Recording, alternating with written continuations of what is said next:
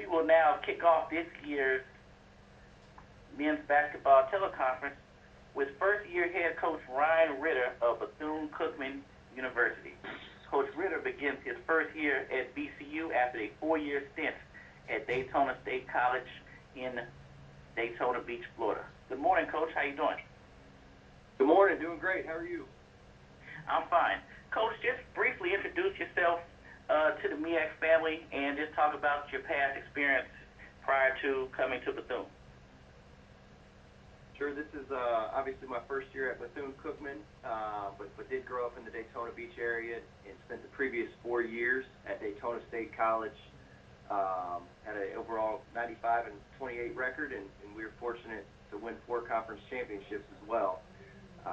Previous to that, I was an assistant at Campbell University under Robbie Lang, and also worked under my dad, who is a Division II coach at Embry-Riddle in Daytona Beach. So moved around quite a bit, but glad to be back home and represent our home institution of Bethune-Cookman, and just excited to be in the MEAC and excited to see where this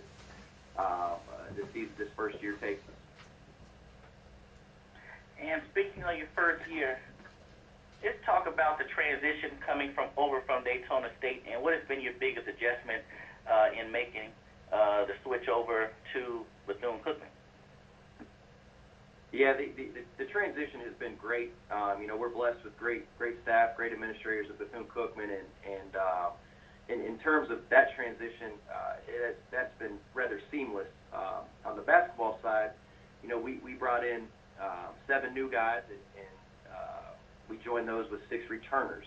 And so the transition to try to get those guys on the same page has been fun. It's been challenging.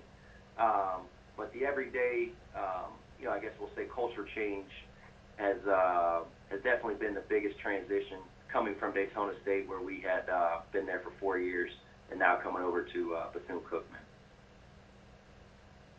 Well, speaking of meshing newcomers with returnees, you do have a big building block in Brandon Tabb. Just talk about Mr. Tabb, who is a preseason first-team honoree and one of the top returning scorers in the MEAC. Yeah, Brandon he's had a great spring, a great summer. I've been fortunate to watch Brandon since his freshman year at College of Central Florida. So having coached against him for 2 years and now getting the opportunity to coach him, he has worked extremely hard to earn that preseason honor. Big-time shot maker. He plays extremely hard. He's versatile on the perimeter, and he just gives us a big-time competitive fire that, when we play some of those tough road games, I don't think he's going to back down, because he's been there before, and we're going to lean on him to kind of lead the way for us this year. And speaking of the tough road games, just talk about your schedule in general as you kick off the season at home on November 10th, but just talk about the remainder of your non-conference schedule. Yeah, I think so many teams in the MEAC, we've got a tough non-conference schedule. It's going to challenge us. We're going to be on the road at Georgia Tech, at North Texas, at South Florida, at Washington State, along with numerous other road games. But with having 7 guys that have not played a lot of Division I minutes, I think it's going to give us a great chance to bond and really face true adversity and see how we can come out, come after Christmas when we step into the MEAC play. And also, when you signed up, or accepted the job, and within a few weeks of your getting on campus, you had a big local recruit that signed. And just talk about Mr. Malik Maitland, and what does he bring to the table just in terms of his skill set, and also what does that do for Bethune-Cookman in trying to make inroads with some of the local talent in the area? Yeah, great question. Malik was a huge sign for us. Both of us went to the same high school. We played for the same high school coach, whereas we went to Father Lopez and played for Coach Eddie Miller. So we've had a previous relationship. And when he made the decision to leave Moorhead, it was priority number 1 to try to bring him back home in our community and really show our area that, hey, we can keep our homegrown talents here, and gives us a chance to build relationships in the community. And in terms of a player, Malik is definitely a difference maker on the perimeter. He's got great foot speed. He can shoot it. And he's a guy that's played a lot of minutes at the Division I level. So, we've got a waiver out, and we're hoping that he gets cleared by the NCAA to play this upcoming year, which we feel confident. But we think he gives us a great clog at that point guard position to really lead us going into 2017, 2018. Thank you, Coach. We will now open up the call for questions from the media. Ladies and gentlemen, if you'd like to register a question, please press the 1 followed by the 4 on your telephone.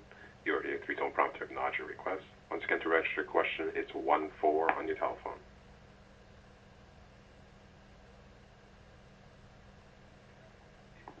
And we do have a question from John Title with Hoops HD. Please proceed. Thanks. Hey, Coach. Number one, wanted to wish you a happy early birthday.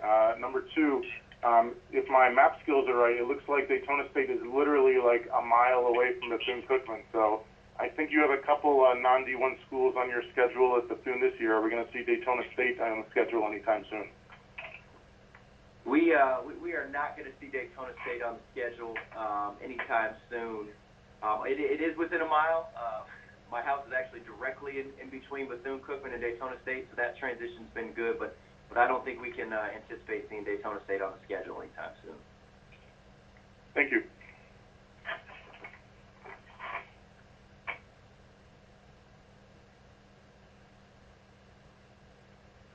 And the next question comes to line of Luke Williams with Black College Sports Page. Please proceed.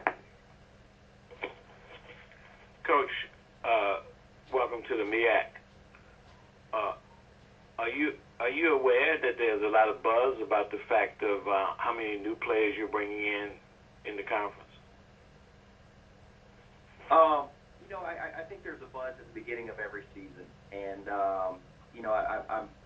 I'm excited. I haven't got a chance to talk to a lot of members of the league, but I know we've worked really hard to try to bring in a great class of recruits this year, and I think they're talented. I think they're great people. I know we enjoy coaching them every day, but in terms of the buzz around the league or the community, that's all we can hope for. We hope that we can play an exciting brand that people are talking about us. So I'm not as, I guess, up to date on it, but it's exciting to know that other people are talking about it.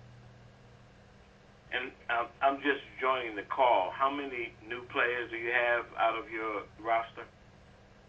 How many guys are on your roster? I'm sorry. Sure. We have 7 newcomers and 6 returners.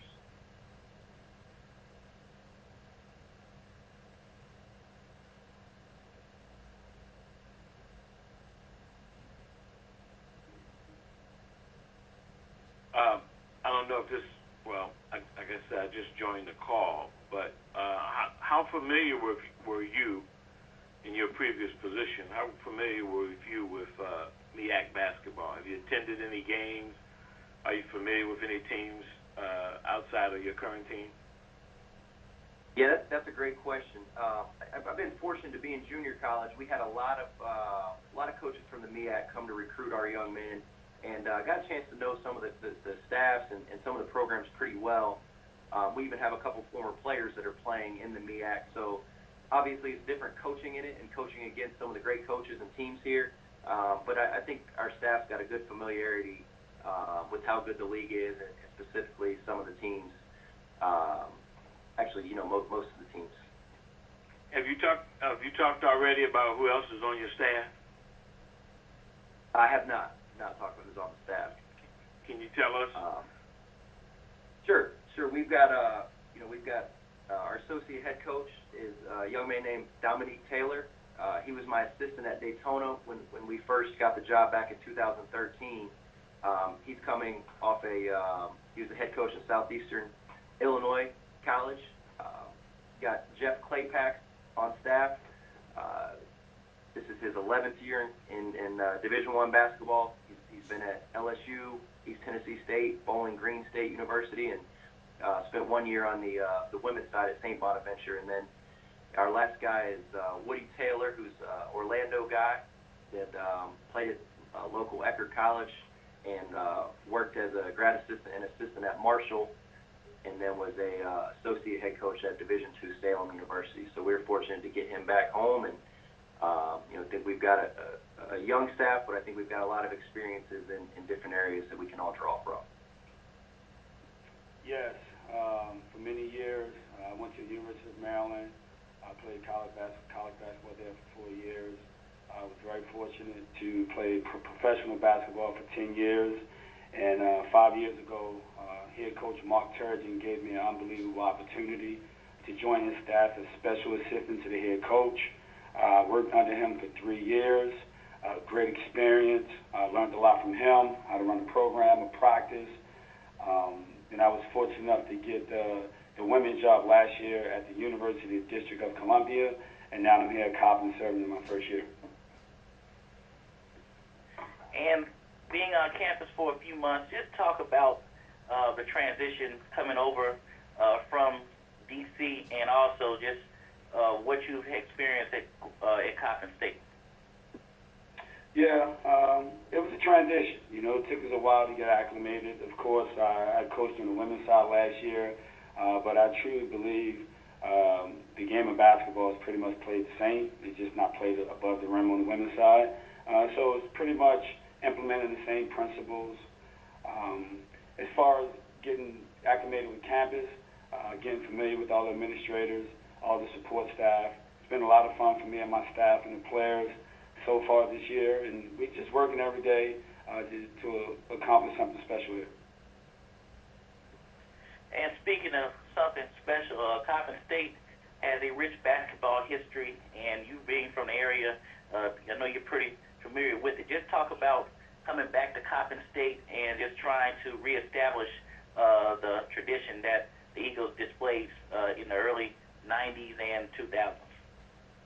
Yeah, that's the goal. I've had a lot of conversations with Coach Frank Mitchell and in terms of what we need to do to get our program back on a level where we're respected in the MEAC, and just coming back home. I truly believe things have come full circle.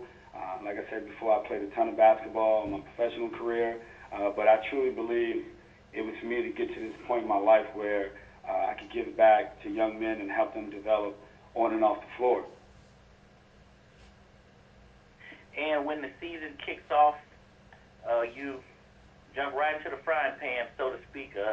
University of Oregon is your first game, followed by East Carolina and Cincinnati. All 3 games within 6 days. Just talk about your schedule in general and what do you expect to see out your non-conference schedule. That's a tough schedule to start the season, and we're trying to get used to a new system, a new staff, new players. We got 9 newcomers coming in. So for us to kick off our season at Oregon is a challenge for us, but it's a challenge that we're willing to embrace and go out and compete at a high level. Every day, we're trying to teach our guys to value each day we have on the practice floor. So we're excited. It's something we're looking forward to. I know our guys are looking forward to the first game. Thank you, Coach. We'll now open up the call for questions from the media. Ladies and gentlemen, to register a question, it's 1-4 on your telephone keypad. Again, 1-4 on your telephone keypad. We do have a question from Luke Williams with Black College Sports Page. Please proceed. Coach Dixon, welcome to the MEAC. Thank you.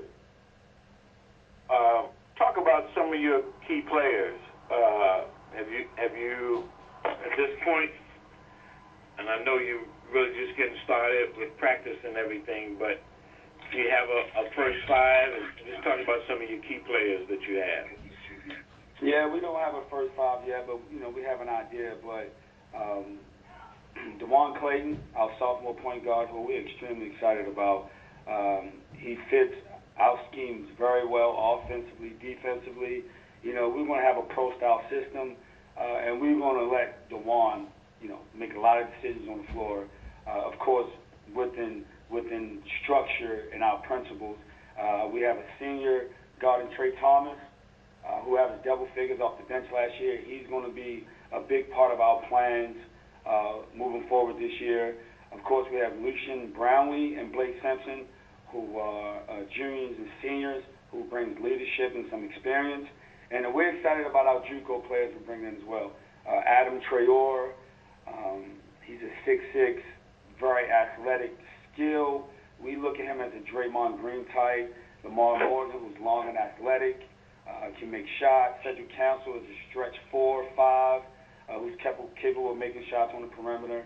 And Chad Andrews Fulton is just, that hard-nosed player who's willing to do all the little things. And we have a fifth-year guard from Niagara, Karan Davis, who's going to bring great leadership to our ball club and, some experience at that point guard position. And we have 4 freshmen also that's going to contribute. So, Coach, after playing in the ACC, playing with Maryland, where a program that could get big-time recruits like yourself, what do you think is the biggest difference, or one of the big differences of coaching in the MEAC, coaching at Coppin State? It's really, just trying to find. It's about finding the right kids for our program, the right fit. It's a ton of players out here. I wasn't highly recruited coming out of high school, but things worked out for me in Maryland. So I'm looking for players that's like flying under the radar. A lot of institutions don't know about the kids. High character, talented young men are what we're looking for, and it's a ton of them out here. And we're just going to recruit the guys that's a good fit, that fits our schemes, and most importantly, have high character off the floor. Did you think you had a chance this year to find those kind of guys, or were you in early enough to really try to get your name out there and compete against some of the kind of talent that you wanted to get in? Yeah, of course we got in late. I didn't get into the office until May, but we were able to bring in 9 unbelievable young men that's buying into our culture, that's buying into our schemes, and we're trying to lay the foundation of what we're going to be about moving forward. And I think these guys are going to set the tone for our culture and for our brand of basketball that we want to play moving forward. A lot was made of the fact that you're from Baltimore, and Baltimore is a talent-rich environment. How much have you been able to make any kind of inroads in terms of maybe recruiting some of that talent at Coppin State? Yeah, that's the goal, man. If I can, along with other coaches in the area, try to put a fence around the DMV and try to get as many talented young men here at Coppin. I think, we'll really make a splash maybe in 19 so that the young men can witness what we're doing here at Coppin, witness the brand of basketball, the relationship that we're building with our young men, and, that's what it's about. So we're really looking forward to 2019 to hopefully make a splash here in the DMV. If there aren't other questions, I got one more for you, Coach, which is, what will be the brand of Juan Dixon basketball? Of course, we want to play, part of my purpose is to help our young men prepare for the highest level. So we're going to implement a pro-style system, both offensively and defensively. Our kids are very talented. Like I said, they're going to play with the structure, we're going to give them principles, but we're going to let our guys make plays. The NBA games that they watch is pretty much our brand of basketball. Up-tempo, great spacing, playing through matchups, and, just trying to get the most out of our young men in the system.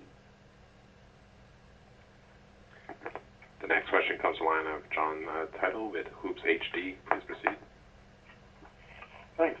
Coach, 2 questions about the schedule, which seems absolutely brutal, so I also wish you the best of luck with it. In terms of one team that is on it, I think you only played Georgetown once in the NCAA tournament during your time in college, so is there something extra special about getting to play them again several years later? And number 2, I've talked to different coaches who've played at other schools, and some of them do like the chance to compete against their old alma mater, and some don't. Do you think we're going to see the Terps on the schedule anytime soon? Well, to answer your first question about Georgetown, I'm very fortunate for us to be able to compete against them in December. Patrick Young, who's the new head coach. I was fortunate enough to play for him when I was with the Washington Wizards, so we built a really good relationship. As far as Maryland, we're going to see what happens. Of course, I would love to compete against my alma mater, for me to get to compete against a coach who I work for and who's a mentor of mine. So I'm just looking forward to, the challenges ahead, and, we're excited about this opportunity. Well, preseason has been going pretty well. The guys are working hard and looking forward to the upcoming year. The newcomers are adapting very well, learning our system, learning our process. So things seem to be coming into fold, and so we're looking to have a pretty decent year. And speaking of mentioning your newcomers with what's returning, you have a building block in Kevon Waller, a third-team All-MEAC performer who averaged 10 points a game last season. Just talk about what having him back along with Kobe Gantz will do to make the transition easier for your newcomers. Well, I think that with a veteran like Kevon, he's one of the better shooters in our league. I think he was ranked at one point 5th or 6th nationally as far as three-point percentage was concerned. But having him as a senior provides that leadership. He's been starter since he was a freshman in this program, and he knows exactly what it takes to be competitive within the MEAC. So he'll provide leadership and that direction for our newcomers, the young men that we brought on board this year. We're looking for a lot of leadership from Kevon, and Kobe Gantz is another young man that came in last year as a freshman and played quite a bit, got a lot of experience, but he has grown over the summer. He's about 6'4", 6'5", so he'll be a formidable opponent at the point guard position for us. So those two guys, are good young men to build the base around. So the other guys are coming in and are adjusting and doing well. So so far so good. And speaking of your schedule, I'm looking at it right now, and one thing that stands out, and I want to make sure I'm confirming this with you. I have 5 home games for the Hornets this year, and pretty much a regional-based schedule with your furthest trips look like coming up is Lincoln, Nebraska, and Chicago. So just talk about your schedule and how home-friendly it is, which is rare for a lot of teams in our conference. Well, sometimes if you're able to get home games, it's a trade-off from the previous year. You sign a contract to play a home-and-home series, so one year you don't have any, and the next year you might have a couple. But, most of the teams in our league, have to go out on the road and do what we do, early in the year. So to have some home games early on, I think is a positive step for us, because, that gives us, whatever advantage that it may be to play at home. So we certainly look forward to take advantage of all the opportunities that we can. But the games that we have at home are just reciprocal games from last year that we had to play away. So we was lucky enough to able to schedule it in a manner that we would have 5 home games this year. And before we take our next questions from the media, I just wanted to ask you about your state of your program in terms of you had the signature win last year at St. John. How has that kind of helped the team in understanding that if they do what you say they need to do, the sky's the limit in terms of beating quality opponents from other conferences? Well, the one of the things that's more difficult, I guess, is having everybody on the same page. And I think the coaches that are able to do that generally have more success than those that don't. We was in a position last year, especially when we played St. John's, that we just happened to follow directions very, very well, and that was for most of the entire game. And if you do that, then more than you can have some success. And we've been, preaching that for the upcoming year, although we are, in a situation now where we have a couple of few new players. But I think they're buying into it a little earlier this time around. And, the way we finished up the season last year, those guys certainly want to do a little bit better, although we were as competitive as we were. We felt like we could do a whole lot better. But that was a good win for the program, a good win for our conference. And, hopefully it'll be many more teams in our conference that can do the same to represent us well. Thank you, Coach. We'll now open up the call for questions from the media. Ladies and gentlemen, to register a question, it's 1-4 on your telephone keypad. Again, it's 1-4 on your telephone keypad.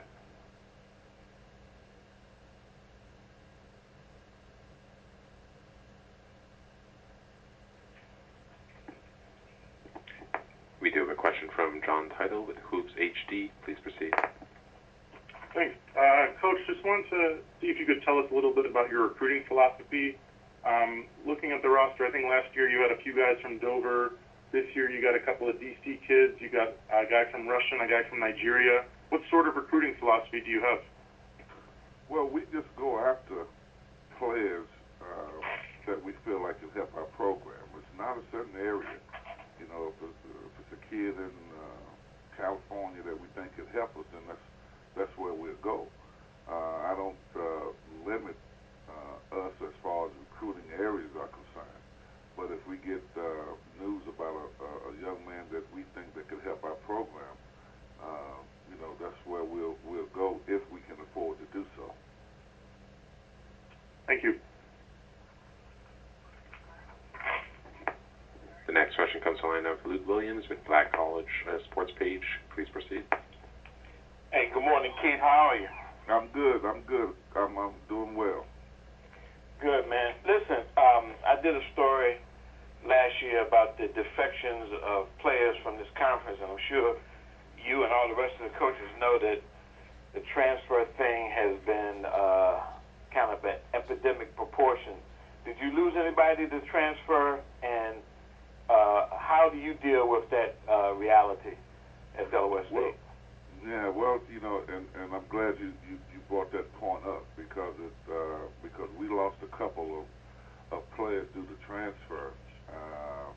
A lot of the young men that's in our league that happen to do quite well, when you give them that format to do well, other teams outside our league are looking and I guess you want to call it for a better word, recruit even from our league to go up and play for their teams.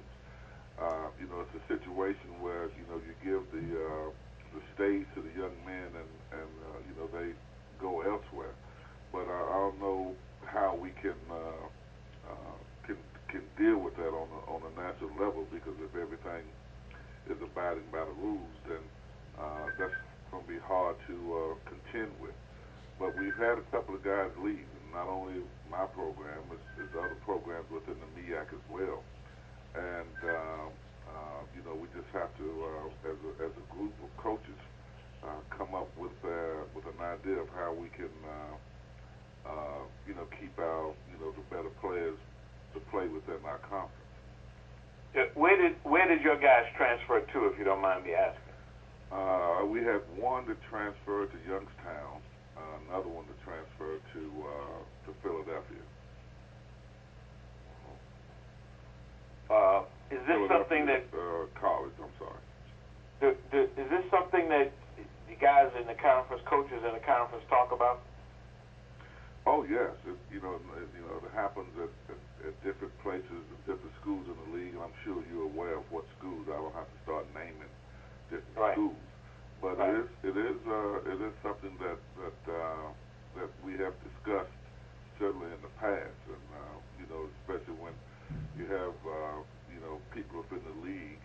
I know we had one young man that was a national scorer that led the nation in scoring, and then the next thing you know, he's in another league playing somewhere else. I think this is one of the things that hurts us because we give the stage for these guys to make these accomplishments and show their wares, and the next thing you know, they're at other schools and participating in other leagues. So I think it's something that we certainly have to discuss. We feel like we think that we've grown as a team. Last year we played a lot of young guys, a lot of freshmen and sophomores. We feel like that we've grown, that we have an experienced team this year, and we're still relatively young. I think we have one senior or two seniors. From last year to now, it's been kind of nonstop for us. We did take a summer foreign tour, which I think paid dividends for us. It helped these guys grow, not only physically but mentally. But I mean, we're pleased with what we have. We're pleased with what they've been doing, and we think that we got a team that could be in contention for a championship, hopefully in February or March.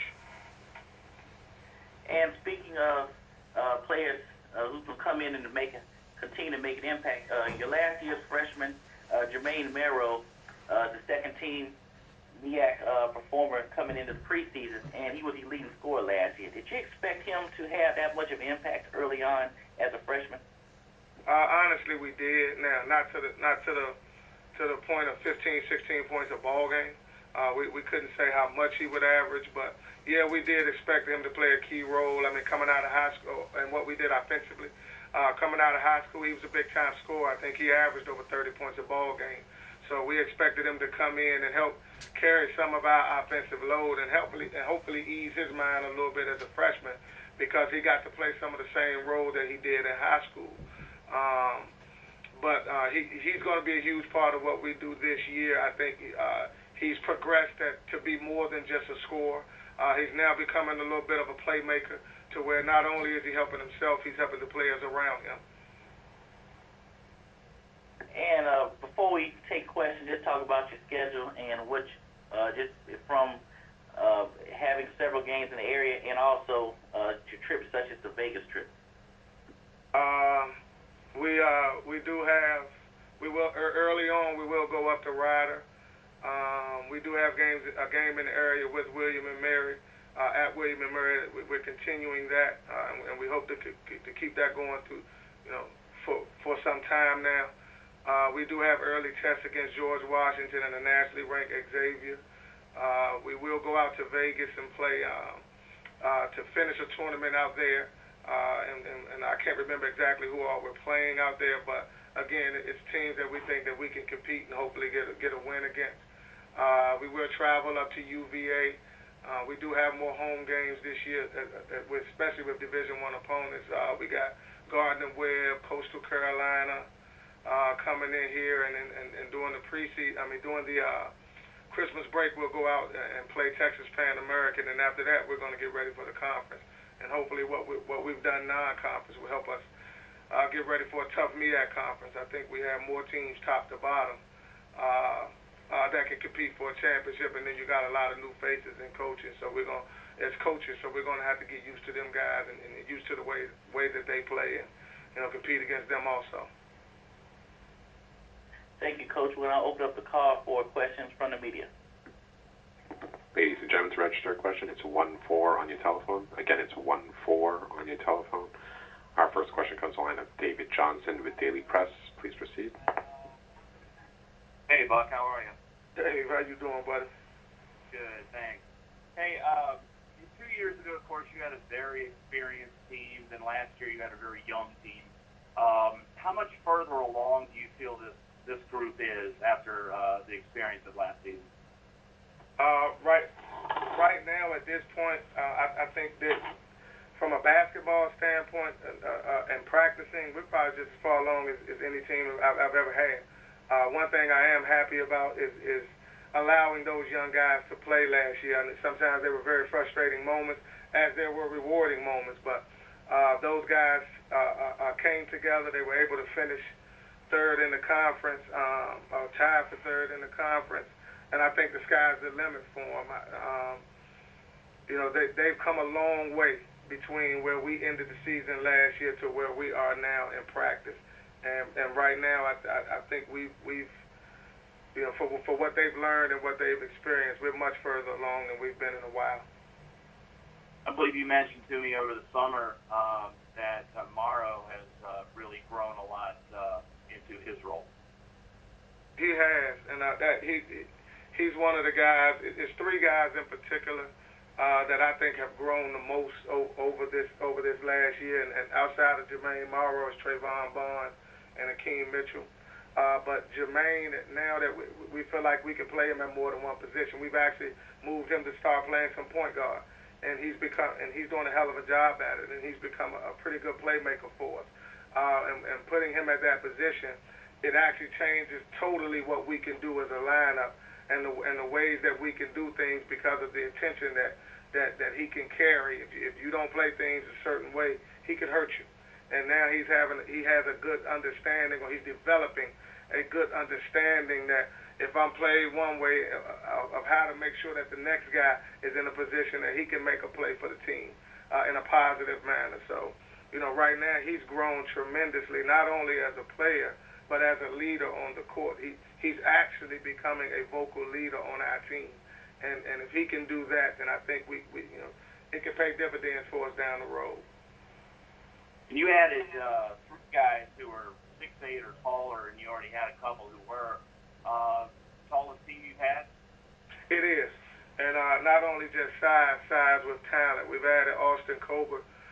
He's a transfer, and not only is he, you know, he's kind of a two-way big. He has a very decent jump shot, and he can also score up under the basket. We added Pierre Sal, freshman from New Jersey. He's over 7 feet, and right now he's a work in progress. We're going to have to not only get him stronger, but get used to the college game. So, you know, it's going to take this year to get him ready, but the addition of him to Trayvon Barnes, Charles Wilson Fisher,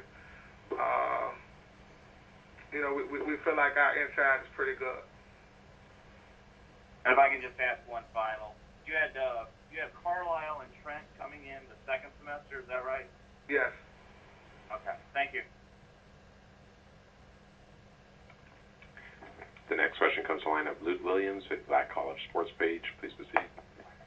Yeah, my question was going to be about Trent. I didn't see him on the roster and wanted to figure out exactly what was going on, but you said he will be coming in second semester. What is he shown you?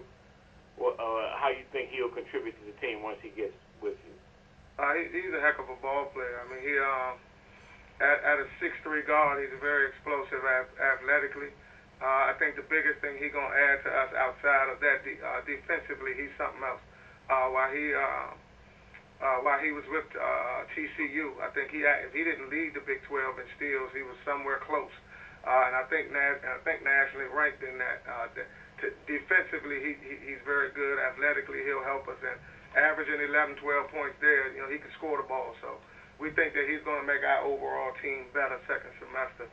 And a piece that, somewhat athletically, if he can mesh the right way, you know, that our conference may not see, you know, often. What about, I heard the previous questioner talk about Carlisle. Talk about who he is and what he brings. He's a point guard out of Philadelphia, and he's a true point guard. He's a natural playmaker. As again, first semester, we've moved Jermaine Morrow to play a little bit more point for us, and he's making strides, but he's not a natural point guard. So when you add Carlisle, he can become your natural point guard, and at times we can let Jermaine slide over to the 2. Where is he transferred from, Buck? Who, Carlisle? Yeah. No, he's a freshman. He actually was a freshman last year, but he suffered a knee injury, and that injury was pretty severe, and he's coming back off of that knee injury now. So we think he'll be 100%. You know, right around that December area, he'll be back. We're hoping he'll be back then, and he'll be able to play for us. But again, right now he's looking pretty good. It's just the day-to-day aches and pains of it, and growing pains of it. So we're going to hold him for a little while for that reason. Gotcha. Thanks, Coach. Good luck. The next question comes to the line of John Tidal with Hoops HD. Please proceed. Hey, Coach. Just wanted to ask, recruiting-wise, you mentioned that the Cavaliers are on your schedule. They have a pretty good stranglehold, I assume, on Virginia, but you guys are obviously good at recruiting. Do you find yourself competing with Virginia at all for recruits? And is there a strong competition, like in terms of, do you try to go into Charlottesville, or do they come into Hampton or anything like that? I mean, to answer your question, no. I mean, we are, when they're younger at some point, yeah, we are recruiting a lot of the same kids, but as they grow, as the kids grow and kind of decide what and where they want to go to school, now we're not in direct competition with the University of Virginia. That we both kind of recruit nationally. They probably a little more national than we are, or I know they're more national than we are, but they do come into this area and they get some good kids. We do go into the Charlottesville area and we get some kids that we feel can help us, but a lot of times when it comes down to the kids that making decisions to go to schools, us and UVA are not in direct competition with each other. I wish we were. You know, if we were, you know, that you know, we'd be having a whole different conversation. But again, as they're younger, yeah, we do go after a lot of the same kids to garner their interest to come to our universities. But as they get older and start to make decisions, we're not in direct competition. Thank you. We do have a follow-up question from David Johnson with Daily Press. Please proceed. Well, just looking at all the players you've got back and the guys you've got coming in, it looks like you could be very deep this year as well. You've got an idea, just an early guess, like how many kids you might be playing every game? To be honest with you, this is probably the first year that I can say 1 through 13 or 14 is the deepest team that I've ever had from a talent standpoint. Now, again, talent is everything, but it has to chemically fit. Early in the season, I will probably go as deep as 11. You know, I think now and get meaningful minutes. We have a lot of guys. Gregory Hextall has been a great surprise for us. You know, at 6'6.5", 6'7", he plays anywhere from the 1 to 4, and in a lot of situations, he will be our point guard at that size. Last year, we had Akeem Mitchell and Armand Astroff basically playing the 4-4s because of how young we were. Now they've moved to the wing, so we're much bigger at the wing, with Jermaine Morrow playing a lot more point guard. Lysander Bracey, we're going to allow him to move back over to the 2, which is his natural position. He played the point for us last year out of need with the injury to Jaquan Carlisle. And waiting on the maturation of Jermaine, we'll move him back to the wing and hopefully get more out of his jump shot. Him and Kalen Fisher will score a lot for us there. But when you got Trayvon Barnes and Charles Wilson Fisher who played meaningful minutes for you, and they look the part as juniors and seniors now, but when you add Austin Colbert, who's a good player all around, he's a very good ball player to your inside, we feel like we can go at least 11 deep and hopefully not have a drop-off, at least physically. Mentally, there are going to be some ups and downs early, but physically, I don't feel like we'll have a drop-off. Thank you.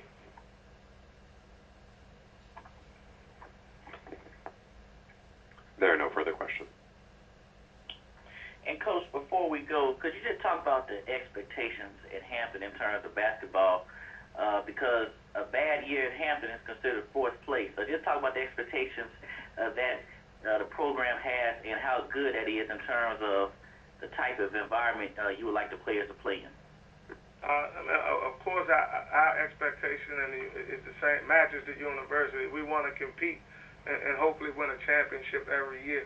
I think that's a great thing because when you say and do that, then that means you're putting the resources behind what you expect. So, again, the university has put us in a great situation that I think that we can compete and try to win, and then we've tried to match that by recruiting and the implementation of things that we do in our program to try to win. I think in the last 8 years that I've been here, we've had a pretty good run.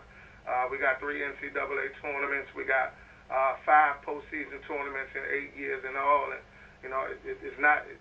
It ain't the greatest. The greatest would be 8 championships and 8 NCAA tournament appearances. But I think if you can put that up against anybody or a lot of people, that it bodes well for us as a university, as a program. But yes, the expectations, to answer your question here, are very high. But, again, my expectations are very high for us as a program. So, again, it doesn't bother me that much. If I meet my own expectations, I'm close to meeting the university's expectations, and I think that can be a great year for both. Well, so far it's been great. I mean, obviously for us in Howard land, it's more so about staying healthy and introducing 8 new players. We lose 8 players. Introducing 8 new players to a new system, to college basketball. So we're a young team with 9 freshmen and sophomores on the team that will play, and it's just that, so getting those guys used to our system, getting used to playing together, and just it's really a matter of new roles. Getting Sean Williams used to being the guy. I mean, I think ended up being the guy last year for us, but now it's more so of him actually knowing from day one it's his team, and getting used to that role of being a leader. And speaking of Williams, did you expect him to have that big of an impact as a freshman, or is it a situation where you knew what you had coming in? No, we recruited him. I told him he had a chance to be Rookie of the Year. We felt it was something that could happen. He was a very talented kid, and so that was one of the things that attracted him to us. We've had some success with some guys being Rookie of the Years in the past, and so that was one of the things that attracted him to us. It's an opportunity to come in and play right away, and obviously with the many injuries we had last year, that just gave him even more of an opportunity to get more shots and to get more opportunities, more looks at the basket, and really just pushed him along a little bit faster. And before we open up the call for questions, your schedule, you go from one coast to another, several time zones, and whoever booking frequent flyer miles, they'll definitely have a great opportunity to rack up some, because you go to Hawaii, Spokane, Washington, and you're in Florida, coupled with some of your regional games. So just talk about your schedule as you're all over the country this year.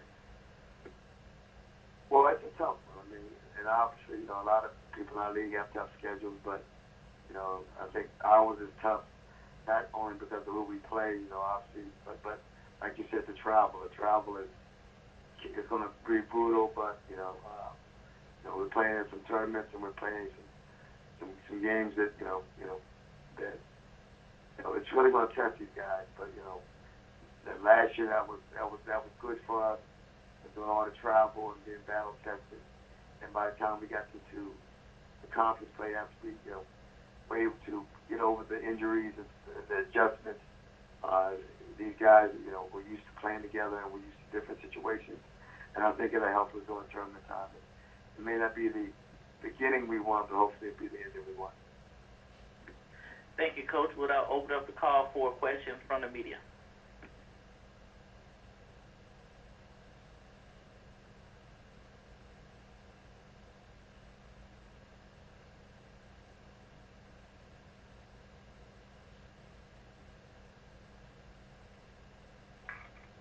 Ladies and gentlemen, to register a question, please press the 1 followed by the 4 on your telephone. We do have a question from Luke Williams with Black College Sport Page. Please proceed. Good morning, Coach. How are you? Morning. How are you? Doing fine. Probably the most heralded, if you're talking about 9 or 10 new guys, freshmen, probably was Cole. What has he seen, and what can we expect from him as a freshman in this conference? Is he the kind of player that's like Williams, maybe poised beyond his years, that you expect will have a similar kind of effect that Williams had last year? Obviously, I don't know what he was doing in the game, but I've been coaching 29 years and at all different levels, and I've been blessed enough to have 7 or 8 rookie years and a couple of player years. And, he's probably the most ready point guard, maybe the most ready guard I've coached. I mean, he's very, very, very talented. I mean, he knows how to win, knows how to run teams. He's, from day one, he stepped into the gym, and you could tell just how talented he was. You saw it in the Kenner League. He played in the Kenner League with some of the guys from Georgetown and Maryland. Just was dominant. He's one of those turn your head type of freshmen. I mean, I think he has a chance again. He hasn't played in the game, but he's one of the top players that I've ever played. Coached as a freshman, just the way he can play. It's not a lot he can't do. He can shoot the ball, he can pass the ball, he can run a team, he can defend, and he knows how to win that. I think he's only lost 3 or 4 games in his high school career at St. Anthony's, so he's not used to losing. So I think him and Williams together are a formidable pair. They can grow together since they're both freshmen and sophomore. The next question comes on of Donald Ware with Box 2 Row. Please proceed. Hey, what's going on, Coach Nickelberry? How are you? Well, hey, how you doing, Doc? Still good. Yeah, so I was going to ask about Cole, but who are some of the other guys some of the new guys that you expect to come in and make an immediate contribution? Well, we have a kid that we were talking last year, and this meeting we talked about, I was talking about Charles Williams and how much of an impact he was going to have, and a lot of people were talking about Jaybird last year, and obviously he was very talented, and if he wouldn't have got here, I thought he would have had an unbelievable year for us. But we have a freshman, a kid, Cal Foster, a kid out of Hampton Roads, who is a knockdown shooter. I mean, really, really, really can shoot the basketball. I mean, it's unbelievable range. And we have a 6'9" freshman, Todd Williams, who will be, a really mismatch problem at the center position. People, the MEAC guys may hit me in the head when I say this, but it reminds me of Kyle Quinn as a freshman. Just a skilled 5-man who really can do a lot of different things, shoot the ball, pass the ball. So those 2 guys, plus Cole, I think, going to come in, and the other guys can really shoot the ball, really improve that shooting as a team. I thought that was one of the things we couldn't do really well last year, but he brought in 4 or 5 guys who can really shoot the basketball. And those 2 right there, defense stretches from day one, and increasing mismatch problems. So we're going to be young, but we're going to be very talented, and we're going to be able to shoot the basketball. The next question comes line of John Title with Hoops HD. Please proceed. Thanks. Coach, just want to ask you about Charles Williams' development. It seems like towards the end of the year, the team got better in terms of, I believe you won 5 of your last 9 or so, and he did a great job of not turning the ball over, but his shooting percentages seem to go down a little bit from earlier in the season. Do you think it's something like a freshman hitting the wall, or was he getting double teamed more, or was he focusing on being a pass-first player, or what?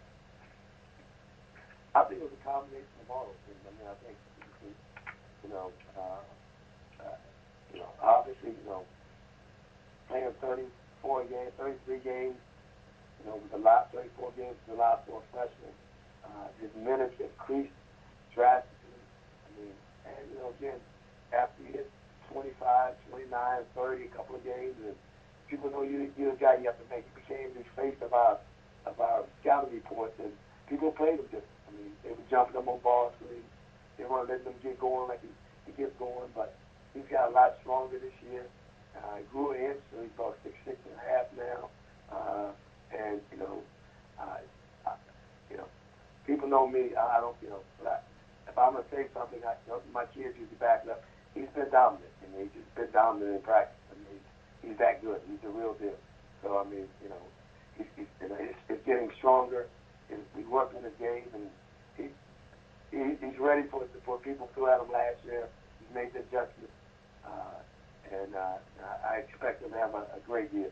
And I think he's going to hopefully he'll pull some guys with him and keep getting better.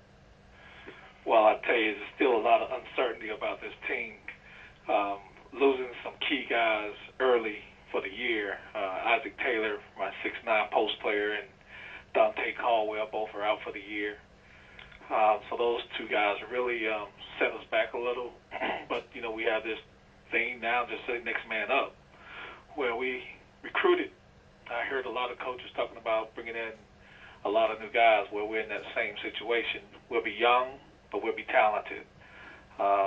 They're catching on quickly. I haven't really had to talk about effort. And that's one special quality that I love about this team right now, is that our effort has been tremendous, and I can coach effort. When you give me an opportunity to coach effort, we'll be in every game. And speaking of your roster, Ryan Andino is back, and he's your feature player heading into the season. Just talk about what the leadership he will have to display to this unit, and also a player that kind of started off strong and kind of leveled out was Tyler Jones, a freshman. Talk about him last year and what you expect to see from him this year. Well, obviously, Ryan Andino can really shoot the basketball, and he's going to have to take a bigger role now that Isaac Taylor is injured and Dante Caldwell. So we're asking him to lead and do a little bit more. Tyler Jones is obviously he's going to have to step up. He's grown a couple of inches as well. I heard Coach Nickelberry talking about this young man growing. When he came back, he was 6'7" when he went home. I would probably say he's about 6'8 and a half, and he's a stretch forward that can really shoot the basketball. One thing we were asking him to do also is to play a little bit more inside for us because of his size and losing Isaac Taylor. But we also brought in a 6'10" freshman, 6'10", about 240. I mean, he's really strong. He's benching over 350 that can really anchor down the inside post for us. But we asking Tyler Jones to do a little bit more to help him out and lead and set the tone and help him understand what he needs to do to compete in this league. Because we know that every night you got to come and compete in this league. And talk about your schedule. You open up with a home contest versus Valley Forge. Within 2 days later, you're on the road at Maryland, followed by, say, Bonaventure and Georgetown. Just talk about your schedule early on and what you like to see from your schedule. Well, initially, if we wouldn't have lost Dante and Isaac, I felt really confident about going into those places because they've been battle-tested. We played at Maryland. We played at Georgetown. And those guys were really excited about that opportunity, and it's a great environment, and it's a great experience for those guys. But I'm asking my young guys to grow up quick. We have 6'8" Myron Thomas from Ohio, who's 2'3", 4", very talented young man. He reminds me of a former player that I had, like Devin Green, if anybody remember him, that can really do a lot of things, and a very, very talented young man. We asking him to grow up quickly. He has led us in scoring in all 3 of our inter-squad scrimmages, and so we know he can do a lot of different things.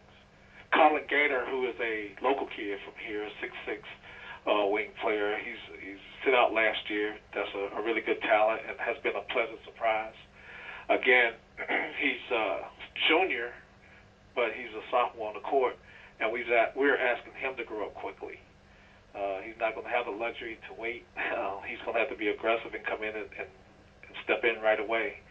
Cam Bako from the Hampton Rose, he was 5A Player of the Year in the area that can really score the basketball.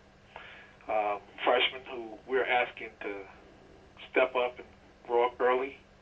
And if he does, and if these guys, our young guys, come in and do what we ask and what they've shown me in our inter-squad scrimmages, we'll be right there. And even with the loss of our 2 key players. Thank you, Coach. We'll now open up the call for questions from the media. Ladies and gentlemen, to register a question, it's 1-4 on your telephone. Again, to register, it's 1-4 on your telephone. We do have a question from Luke Williams with Black College Sports Page. Please proceed. Hey, good morning, Bobby. How you doing? Hey, Lou. How you doing? I'm doing well. Good, good. With Bako and Dino, I guess they're both scorers. How you figure who's going to be the point guard, or who you forecasting to be your point guard? Well, I did mention him earlier. I don't know how I missed him, but our senior point guard in Logan McIntosh. Logan was our point guard last year, averaged right at 9 points a game, 4 assists. He's a really, really solid player who he has worked hard. I'm definitely going to play through him. He has proven to me that he can do it. Just the way he's led since he's been back, the way he's led in the inter-squad scrimmages that we've had. He's done some very special things, and I'm looking forward to him having a big year, along with Ahmad Frost. Ahmad Frost he's a redshirt sophomore now, who was coming into his own last year. We were on a 5-game winning streak, and he tore his ACL in the last minute of the game versus Hampton at our place last year. So he's back, and he's a point guard. But Ryan Indino is a shooting guard. We want him to shoot the ball as much as possible. And Cam Bakos is a scorer. So they both are different, but they both are similar as far as being able to put the ball in the basket. And at the end of the day, that's what it's really all about. But we have turned our emphasis and turned our practice into defensive practices, and they've been very, very competitive. The young guys have so much energy, and they've been playing extremely hard. So I'm excited about those guys. The next question comes to line of John Tida with Hoops HD. Please proceed. Thanks. Coach, I believe, if I can take you back a couple decades, you and Coach Murfield were assistants together, and then you worked for him at Hampton. When you take a trip to Creighton, where he's an assistant, in a couple months, what's it going to be like? I wasn't sure what sort of relationship you two have 20 years later. We have a great relationship. Actually, it was great working with him, and when he became the head coach, he made me his associate coach, and we had a great run there at Hampton, and I've learned a lot of my basketball, my coaching style from Coach Murfield. He's an expert in X's and O's, and he has taught me how to manage and taught me how to actually do a lot. So I'm very close to him, and I can call him for anything and any advice. So I can't wait to get there to see him, not to play him, but to see him. Besides it being a long ride as well. We will now be joined by Morgan State University head coach Todd Bozeman. The Bears were picked to win this year's MEAC race and featured a preseason player of the year in the forward Philip Carr. Good morning, Coach. How you doing? I'm good. How are you? Good morning. I'm fine, Coach. Just talk about preseason practice, and now that expectations have risen probably with the preseason selections. Let's talk about how will that impact what's going on during your practices right now.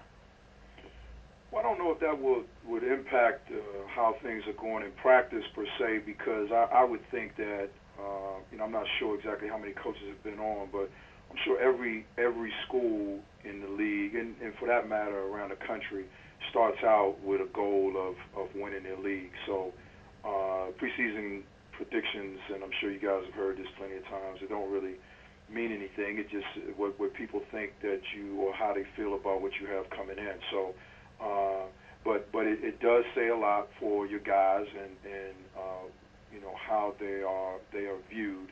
But so far preseason practice has been going pretty good. This is one of the few times that we've had 10 guys returning, and we've added 3 players that I think will help us and add more depth to our roster. So it's been going good.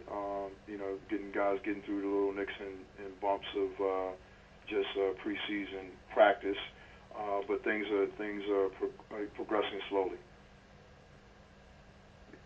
And talk about Philip Carr and also Taiwan Kinley last year. Just what did they do for your team, and did you expect Kinley especially to have that type of season? Well, I thought he was a talented player, talking about Taiwan coming in, but you just never know how junior college guys are going to adjust their first year out. And he had a year where he sat out.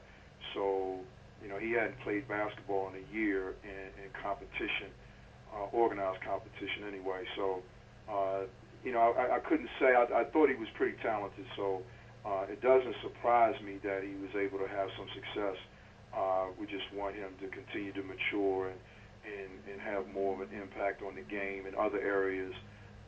But he's a scorer and can defend and rebound. But this year we'll be looking to him for even more leadership out on the court. Phil Carr is he's probably the consummate college athlete, student athlete.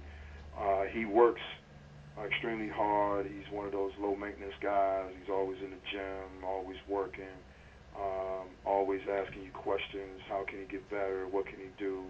So, and this is his third year here. So, rightfully so, he has progressed to the state or the stage that he is right now. But we'll be expecting even bigger things from Philip this year as well in terms of leadership and the rebounding, being able to shoot the ball from the outside and just rounding out his game even more. And before we take questions, just talk about your schedules. You start off at Binghamton, and you're in Florida, California, and Nevada this year. So just talk about the schedule and what you would like to accomplish from it. Well, always our goal is to try to play different styles and in different parts of the country, whether it be for preparing your team to play in your conference, whether it be to get exposure for recruits, whether it be to play in a town where you have some players from your roster. So there's a lot of different reasons or different reasons why you schedule the way you schedule. Christmas, we always have the guys together, so we like to spend a week out in California. This year it's going to be Vegas and California, just so we have the guys together, and it's a way to bond right before you go to the conference, start your conference season. So we have a lot of local games, and that'll be good for our fans to be able to get out and support us, and going over to play Navy and Towson and George Mason and GW. Those games will they're good local games, and Mount St. Mary's as well. And with us trying to get the Battle of Baltimore started in the area, that just helps us even more. So if we can continue to facilitate that goal, then it'll be an added benefit for us. Thank you, Coach. We will now take questions from the media. Ladies and gentlemen, to register a question, it's 1-4 on your telephone. Again, it's 1-4 on your telephone. We do have a question from Luke Williams with Black College Sports Page. Please proceed. Good morning, Coach. You've had some success developing really big kids in the league, and you got 2 6'10" guys. Do you think they will be able to seriously impact your game down low this year in Ennis and Byers? Well, good morning to you as well, Luke. To answer your question, that's the plan, but they'll have to, big guys always, I learned this a long time ago, that they develop a lot slower than wings and guards. So that's the plan. Ezra Sykes is also one of our post guys as well, and hopefully they'll be able to benefit from playing alongside Phil Carr, who will command a lot of attention himself, and in Taiwan as well. So hopefully those guys will be able to step up and grow. But they've been working hard in the preseason, and we'll see what happens. And the other question I wanted to ask you is about your young guys, particularly Rawls and McCray Pace. What are their kind of skill sets, and how do you plan on working them in? Well, Kyson is a point guard, and I thought that last year one of our challenges was at the backup point guard spot, or having another point guard to play, and that was a challenge. So he'll give us depth in that position. He's a very heady point guard, kind of a stocky body, but uses it well. Can see the floor, and he's a true point guard, and can facilitate, get in the paint, and create for others. So he'll be a welcome addition to the program. Lepre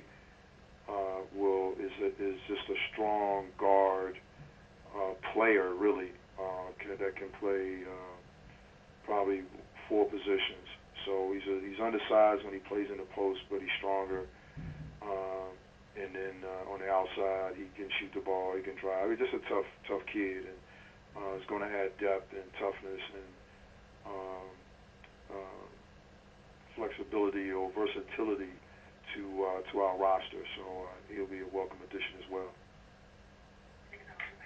The next question comes from the line of John Title with Hoops HD. Please proceed. Thanks. Hi, Coach. 2 questions that are very different. First one, you started 11-4 in conference play last year, then had the 1-point loss to Maryland Eastern Shore in the regular season finale and the 3-point loss to Howard in the conference tourney. So did you spend the summer working on anything specific about games that go down to the final possession? Secondly, back during your NBA days, I was wondering if you ever scouted Juan Dixon. Well, actually, I had seen Juan Dixon play, but not scouted him for the Raptors per se.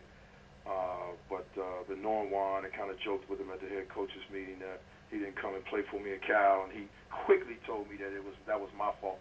So I kind of backed away from that because he's probably right on that sense. But it's hard to get guys, talented guys that are local to leave and come play for you cross country. But your first question, we had quite a few games where we lost by less than 6 points. And I wouldn't say that was our goal. Our goal was just to mature and grow as a team. Last year we had one guy on the roster that had more than 1 year of Division I experience. So it was relatively really inexperienced team. And that being said, we kind of exceeded expectations, but then once those expectations were created, we didn't push them further, which is what we wanted to do. So we were preseason again. While the preseason rankings don't necessarily mean anything, we were preseason ranked number 10 last year and finished 3rd. So so that's where that goes. But I've heard other coaches talk about experience, and you hear coaches around the country talk about that, and that's why a lot of times teams that win are the teams that have the juniors and seniors on their rosters, and why fifth-year seniors are so coveted around the country, because you have guys that have had experience and have been coached and alike, and have settled into roles. So that kind of helps you with that maturity and being able to pick out and excel in situational basketball. The expectations year in and year out to compete for a championship. It's hard to do that year in and year out. We've been fortunate enough to be able to do that year in and year out, compete for one. Trying to get back over the hump to win another one, hopefully, soon, if not this season. But, it's a hard thing to do. You don't only have to be good, you have to be a little lucky in that tournament as well, too. But I think, the thing that we do tell you guys is that you are walking into a program, whether you were here last year or not, or any other previous years, that, is a successful program that has a bullseye on it. So, you got to be ready for that bullseye when you step on that floor, because, they don't care if you were here last year or this year or whatever, you're wearing a Norfolk State jersey, and that's usually the tough part every year is to, get these guys to understand that. And then, somewhere down the road they do, and we end up turning it, having a good year. And last year, Jonathan Wade was one of your top players, and he had a breakout season. Who will be this year's version of Jonathan Wade, meaning someone that was in the program but is ready to take that next step to be the go-to guy?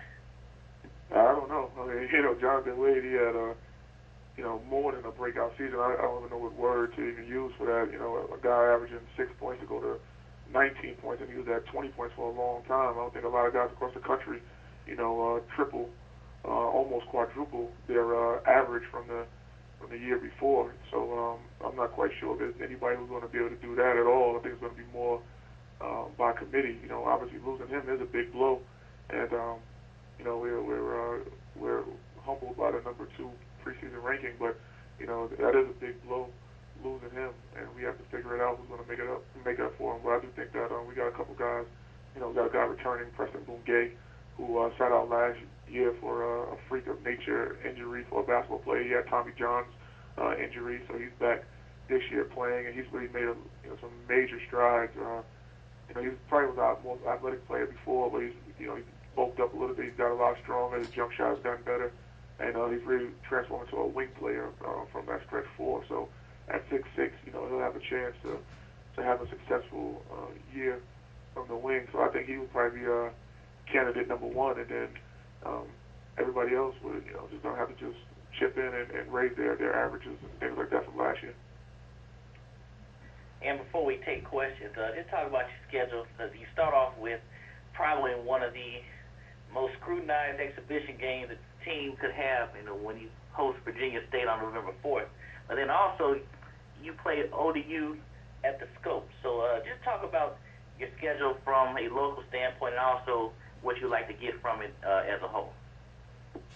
I mean, I think just like some previous coaches on the call said that, we like to try to play just different styles to get ready for the league, because the league, there's a lot of coaches that play different styles. So as many different styles you can play in the non-conference will hopefully help you in theory in conference season.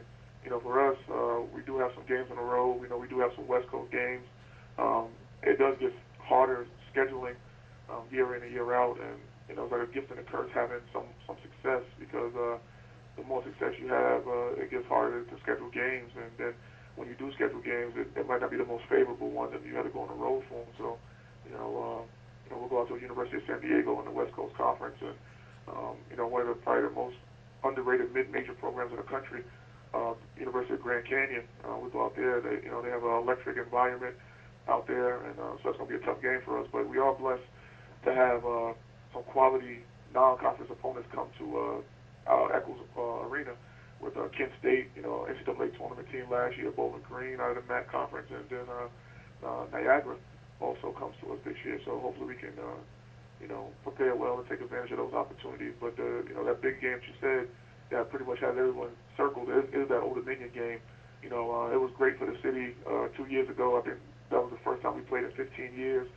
2 years ago was I think an 8-point game, 9-point game. It was a very close game, I think closer than a lot of people thought it was going to be. And now this year, playing at a neutral site as the Scope will allow even more fans to attend the game and hopefully, bode well for us. Thank you, Coach. We'll now open up the call for questions from the media.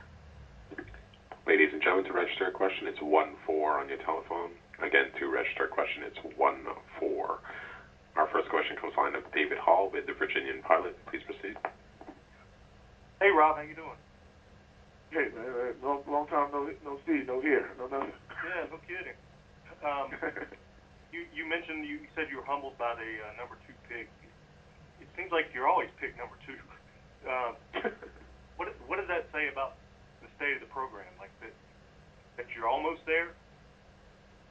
Yeah, I think it says that. I think it, is, respect from other coaches and programs in the league.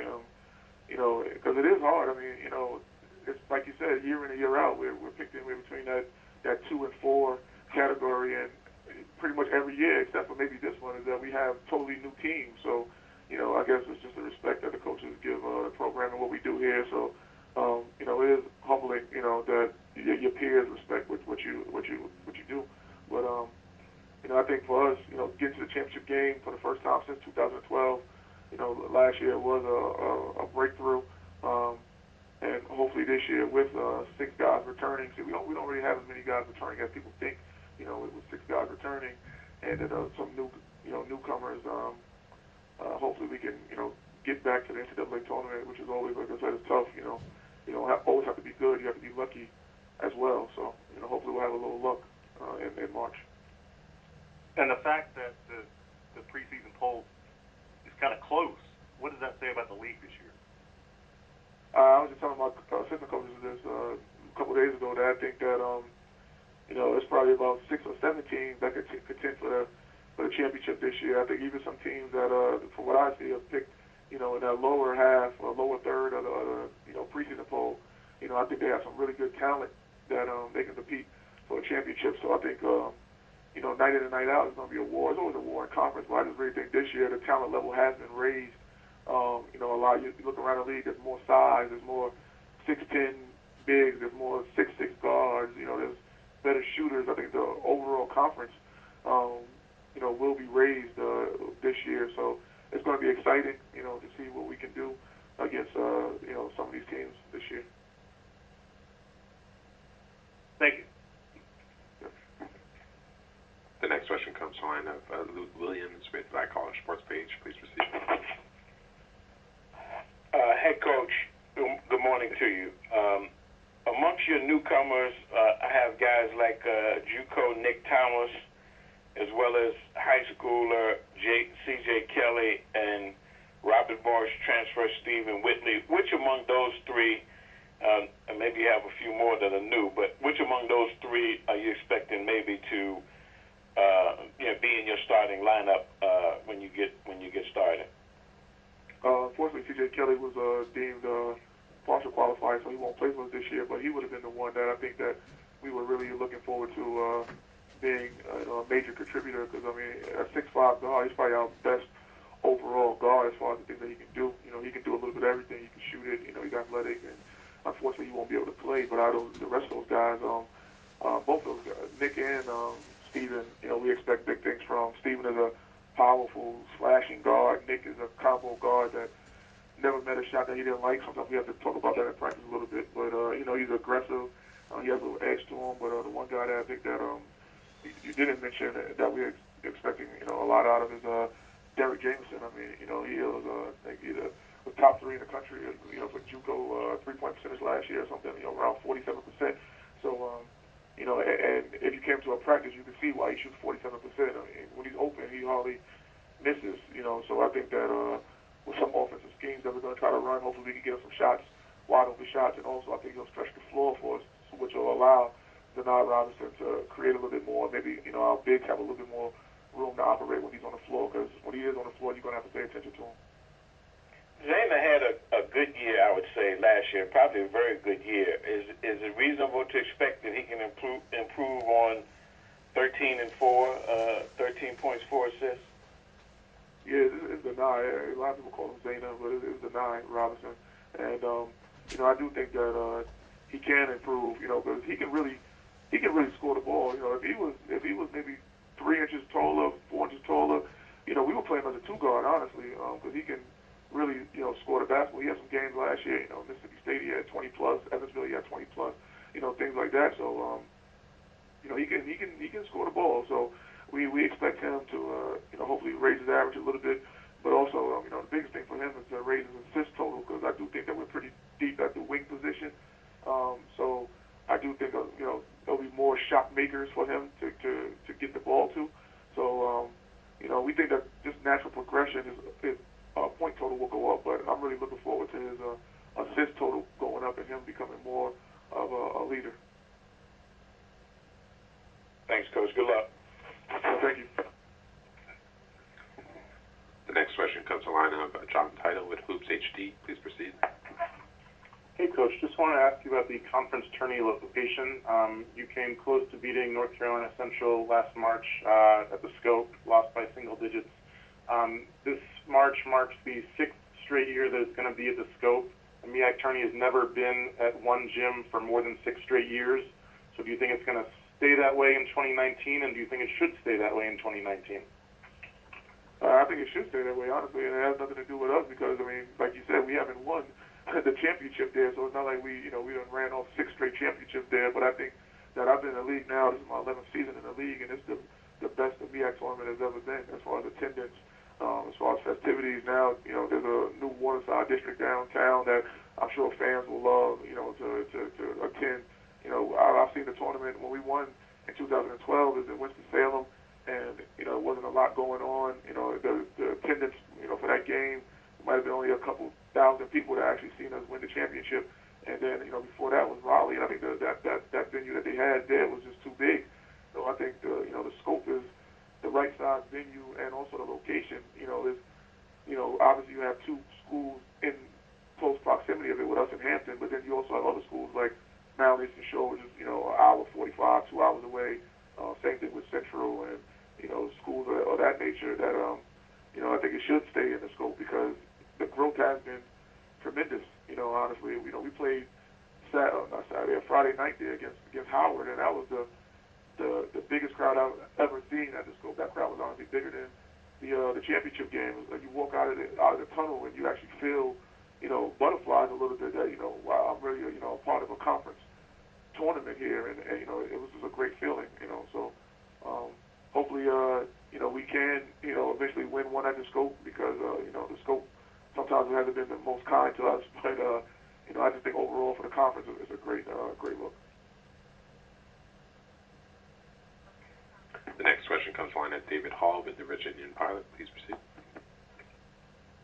Hey, Rob, what's the deal with Jordan Butler? Jordan, he'll be with us second semester. He'll be playing. Okay. Why is he not playing the first semester? Just violation. Yeah, violation of team rules and, you know, some academic stuff. But, you know, he'll be back full-fledged, I think November 10th or something like that, I think it is. Okay. How does that hurt you in the first semester? I mean, it does hurt us. You know, it hurts us obviously because we play those non-conference games, and you know, non-conference his toughness. You know, because you know, obviously, you know, you cover us plenty. You know, Jordan is not the greatest scorer in the world or anything like that, but he does rebound and block shots. So when you're non-conference, you know, you need that toughness, that grit to try to, you know, win those games. So I think that that's gonna, you know, hurt us a little bit, but you know, everyone else is gonna have to step up, and I think that it might be a good thing down the stretch because some guys that might have had their development curtailed a little bit with him being around due to minutes and things like that, now get a chance to get thrown in the fire. So now when he does come back, you know, they'll have some good experience, and you know, we'll be able to, you know, hopefully bode well for us down the stretch as far as depth. That is. You think that can help Preston a little bit? Preston, you said? Yeah. What is it? Yeah. I mean, it could help Preston, I think, because, you know, I mean, the thing with Preston, honestly, you know, he's really transformed more into a wing now. And I know when you covered us 2 years ago, he was kind of like a four-man, you know, because it was really out of necessity. That's when we were like one of the smallest teams in the country. But I think that with him, he's going to have to play a little bit of four now in the first 9 games, I believe that is. And, you know, but he's going to probably play primarily wing this year for us. Well, it's totally night and day. You know, 2 different teams. I think we have much more depth on this year's roster. You know, we had 3 really good guys that transferred in that sat out last year. That's going to help us tremendously this year. You know, I'm not going to spend a whole lot of time talking about last year because that's over, and that's really how, you know, I've approached this year as well as the team. And talk about your schedule. You start off with Greensboro College, but then you jump right into Clemson, but then you're back at home for the Citadel. So just talk about your schedule in terms of having fans come out to see you early in the season. Well, I think putting together a schedule that's, you know, competitive, but also giving these young men an opportunity to win non-conference games is very important. Because a lot of times what happens, you know, you play all these money games, what have you, early, and from a psychological standpoint, your team is beat up by the time you get to conference. So that's one thing my staff and I did tirelessly last year, putting together a competitive schedule, but winnable schedule, non-conference-wise. And coming into the season, just talk about who we lean on early on while your newcomers get their feet wet. Well, you got DeVaris McGowan. He's almost a double-double guy last year. You have Dante Watson returning, shot 34% from the 3 last year. So those 2 are the key returnees. You got Raymond Pratt. You know, he was a freshman last year. He had a couple, you know, big games, but, you know, he's really progressed in the right direction. So I expect big things out of him. But, you know, the three sit-out guys are going to help us tremendously. We were also able to add a 5th-year combo guard in Devontae Boykins from Georgia Southern. He should be a good one for us this year. And Quay Larte, shooter, JUCO transfer from Spartanburg Methodist. Thank you, Coach. We will now open up the call for questions from the media. Ladies and gentlemen, to register a question, it's 1-4 on your telephone. Again, it's 1-4 on your telephone.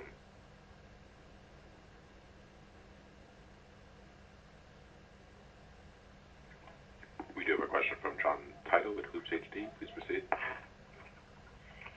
Coach, it seems like this year you have a great senior class. I know you don't want to talk about last year, but are they on the same page? Do they just want to put the whole thing behind them, or do they try to take any lessons learned from last year in terms of motivation? Well, like I stated a few minutes ago, sir, we're really not focusing on last year, okay? You know, it's a totally different vibe. We practically have a totally different team this year, okay?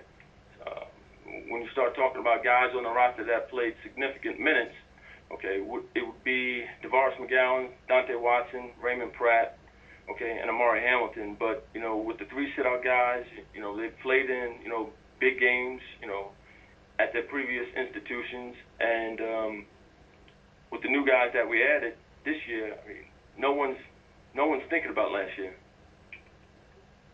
Okay, thanks.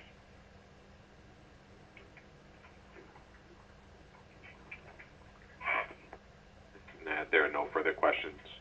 Oh, my apologies. We do have a question that just queued up from Luke Williams from Black College Sports Page. Please proceed. Hey, Jay. Good morning to you. It's good afternoon now. What is, from a big man standpoint this year, I know you have Femi, and you have another kid, I think one of the sit-out guys, or maybe one of the guys that transferred in from up in New York. What are you seeing out of your big guys this year? Well, with Femi, you know, he's a talented big. You know that. You know, we're expecting big things, no question about it. You know, and Jafet Kaji, you know, stretch 4, same as Femi. Everybody's working, and I'm not going to put, you know, the load on just 1 or 2 guys. It's definitely going to be a team effort. But, you know, all indicators thus far, we're moving in the right direction. Is Boykins kind of penciled in as your wing player, a starter right now? Right now, we still have a couple more weeks, but you know, it's a strong possibility that he will be a starter.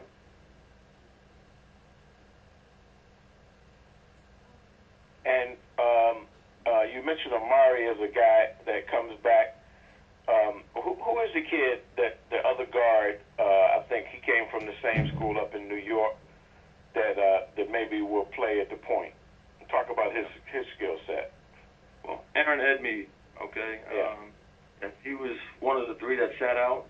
Okay, you know, won a ton of games at Wagner, so he definitely knows what it takes to win. He leads, you know, the team the right way. High energy guy. Should be really good.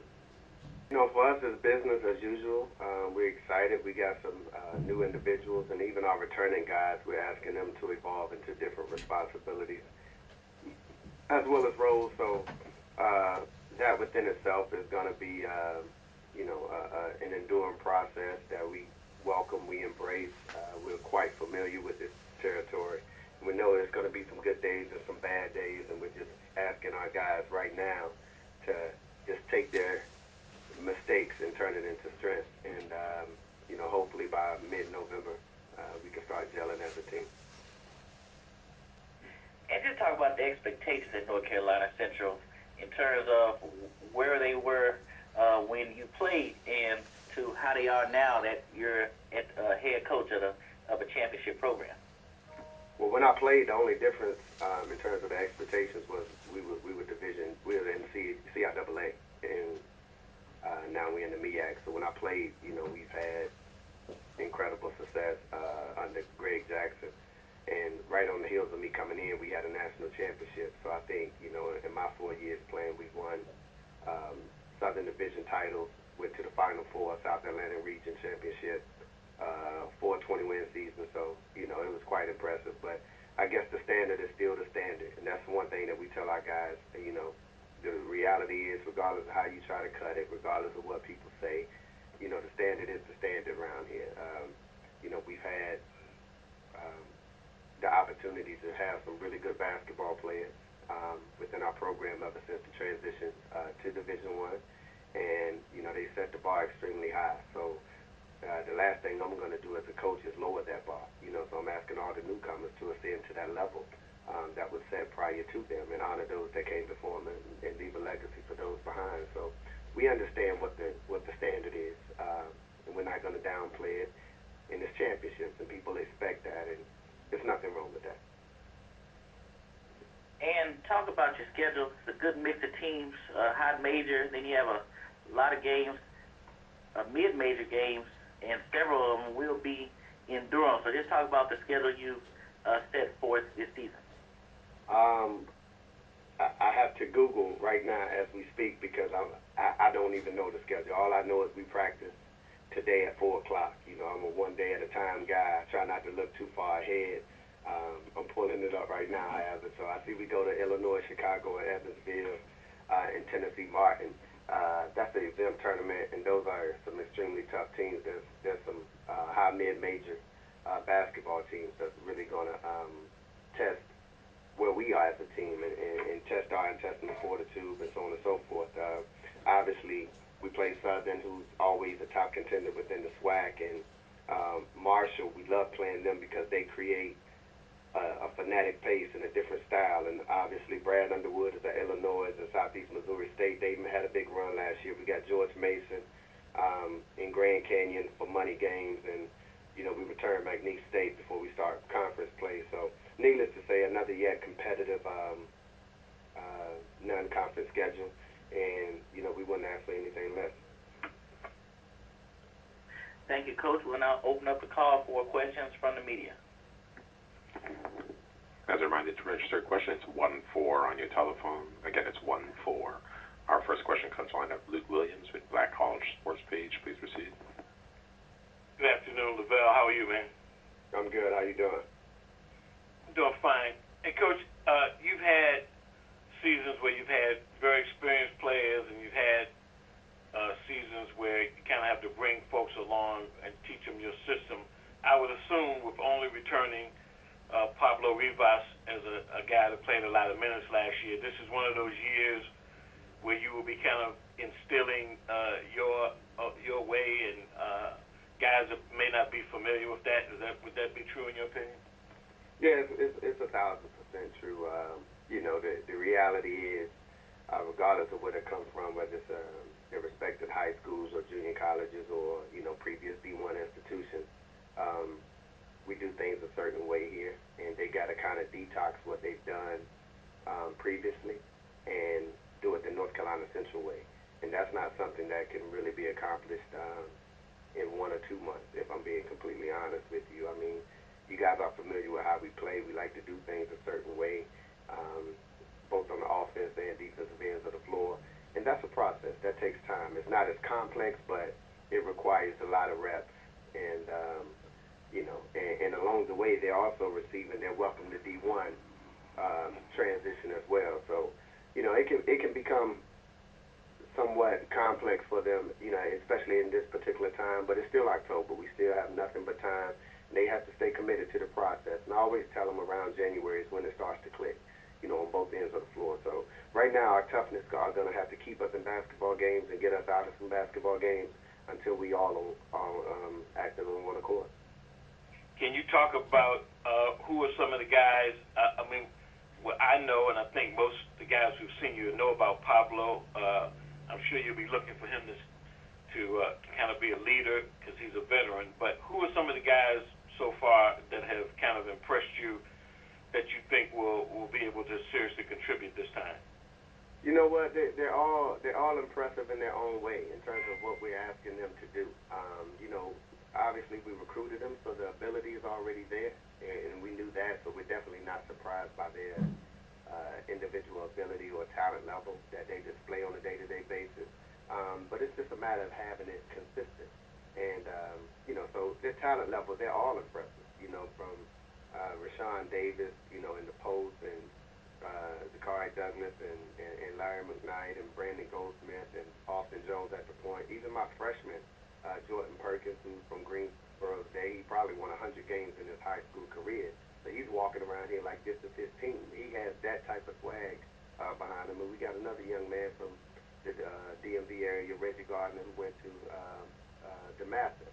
And he backed up Markel Falk, who was the #1 draft pick in the NBA draft or whatever. So he has confidence as well. So they all bringing their own swag and their own individuality. But the operative word being individuality, we have to mesh that into a collective group that says NC Central and represent that in the right way. Thanks, Coach. Good luck, man. Thank you, bro. The next question comes to line of David Hall with the Virginian Post. Pilot, please proceed. Hey, LeVelle. Good to talk to you. Hey, David. How you doing, brother? Pretty good, man. I just want to ask you about being picked number 3. Does that surprise you, or do you think that speaks to what you lost after last season? Thank you for telling me, because I didn't know that. Number one, so you just informed me. But you know what? With all due respect to everyone in preseason polls and projections and things of that nature, it's like it doesn't matter. I don't care. It doesn't bother me. I think a lot of us being picked at the top of the conference is based off our reputation and our history and our recent and past successes, and that's cool. But however, regardless if you pick 1 or at the bottom of the league, they're gonna throw that basketball up, and none of that matters anymore. And that's what I'm telling our kids. So we try not to, as much or as difficult as it possibly is, to ignore the social media and the projections and the who's who and the preseason first teams and all of those things. It's the pre. In this business, you're judged off the post. So we're working on a day-to-day basis to make sure our post is what we want represented. That's a good way to look at it. Thanks, man. Thank you, brother. The next question comes from line of John Title with Hoops HD. Please proceed. Hey, Coach. I believe last week you were inducted into the Wake County Public School System Hall of Fame. Just wanted to know how the ceremony went and what did it mean to you? Man, the ceremony was incredible. I'm humbled and honored to be, inducted into any kind of Hall of Fame, especially the genesis of where it all began for me, as a student and an athlete, and where I was able to go back and hone my skills as a coach as well. It was a tremendous honor, and I think it was a tremendous honor anytime you receive an accolade of such. It's a tremendous honor because you have that opportunity to reflect, and once you reflect, you realize how much people saw a dysfunctional young man who needed so much help and guidance along the way, and invested in him and threw pieces of their rope so he could possibly pull himself up. And to be able to have my mom and my wife and my kids and so many childhood teachers and my high school coaches and my middle school coach, in that ceremony involved, it was for them. It really wasn't for me. So I'm humbled and honored to receive a prestigious honor. Well, it was a lot that went into it to a certain degree. We were NCAA banned from making a postseason play, and just being independent before we got into the MEAC. When you don't have an opportunity to play at postseason play, sometimes the players get disconnected toward the end of the season. So, I wanted to try to do something with them to keep them excited, because a lot of times that wasn't their problem. It was a previous group of guys that put that ban on them. So I just wanted to try to keep it exciting for them. So it was something that kind of evolved as we went through practice and through the season, and just trying to have fun and make it light. And as a coaching staff, it kind of evolved as the season went on. We started doing different things. Obviously, people will look at it and say, hey, they're shooting the ball quick, fast, in a hurry. But we try to do some other stuff. I mean, we focus on just trying to get these guys confidence, you know, allowing them to shoot if they got an open shot, as long as it's not forced. So last year was different. You know, I think just talking with my coaching staff, we keep saying that, you know, use the example as the Trojan horse for the teams in the MEAC. I said it's not gonna be a surprise to anybody this year because they're gonna be ready mentally and physically for us. I think we caught some people by surprise, and it was caught some people off balance. But I think they're gonna be ready for us, and I think the style of play. I think the players are gonna be excited to play against us because the majority of the times I think a lot of the guys got career highs scoring the ball against us because we encourage a fast-paced, scoring-type environment. And talk about this year's edition of the Tigers as you lose your leading scorer, but you return Dixon McClanahan, who can offset some of the production Troy's Manasa had. Yeah, I mean, Troy's is going to be hard to replace. I talked about this young man. I mean, ideal kid off the court, ideal guy in the classroom, and on the basketball court is amazing. Just how he played the game and how he had to adjust. He wasn't a guy who would play fast and get shots up. He was more of a not necessarily slow pace, but he was strong, physical guy. I would call him bully ball sometimes. He would play bully ball. He loved the contact, but it just speaks volumes to him how he transformed from that type to being able to knock down three-pointers. And, you know, he had some big threes for us last year. So we're going to miss him. I think we're going to miss him mostly just based on leadership. I mean, the kids looked up to him, and the kids follow him, and he demanded things from them that I demanded, which was great. So, you know, it's going to be interesting to see how this year's team fare without him doing all those things that make us successful. So, but also, you know, Dexter's coming back, trying to, you know, put him in that role to not only be one of our best players coming back, but to be a leader off the court, because that's how we're going to be successful. You know, making sure that these guys doing the little things to make us successful. And you know, I'm looking forward to him. I mean, I think he had a great year last year. Shot the ball extremely well, deep, really fast. I think he led the nation in transition points. So looking forward to seeing how his second year is going to be. You know, I mean, everybody's going to be aware of how he plays and where he shoots the ball and where he scores his points from. So it'll be interesting to see if he can overcome those obstacles. And before we open up the call for questions, let's talk about your schedule, the good mix of teams. And I just wanted to verify, you're in an exempt tournament called the Cayman Islands Classic. Will you have the opportunity to head to the island? No, that's just a name. No, we'll be a part of that tournament. It'll be the University of Cincinnati, University of Louisiana at Lafayette. We'll play at Chattanooga, where we'll have opportunity to go against Jacksonville State University. If we win Jacksonville, we'll have an opportunity to play the winner of Alabama State or Chattanooga. So it's just the name, and I think it's another half to that tournament where the big boys go play down in Cayman Islands. Well, sorry about that, Coach, but we will now open up the call for questions from the media. Ladies and gentlemen, to register a question, it's 1-4 on your telephone. Again, that's 1-4 on your telephone keypad. Here are the intern offices. Compliance and championship champions office. We do have a question from John Title with Hoops HD. Please proceed. Hey, Coach, two questions. One about ineligibility and one about former teammates. Number one, as somebody who's won a national championship, what would it have meant to you back in the day at Georgetown if you were told that you were not allowed to play in the tournament? And number two, are we going to see your old teammate Ewing on the schedule sometime soon? I mean, I think as a player, everybody want to compete, and that's just competing, and you want to compete.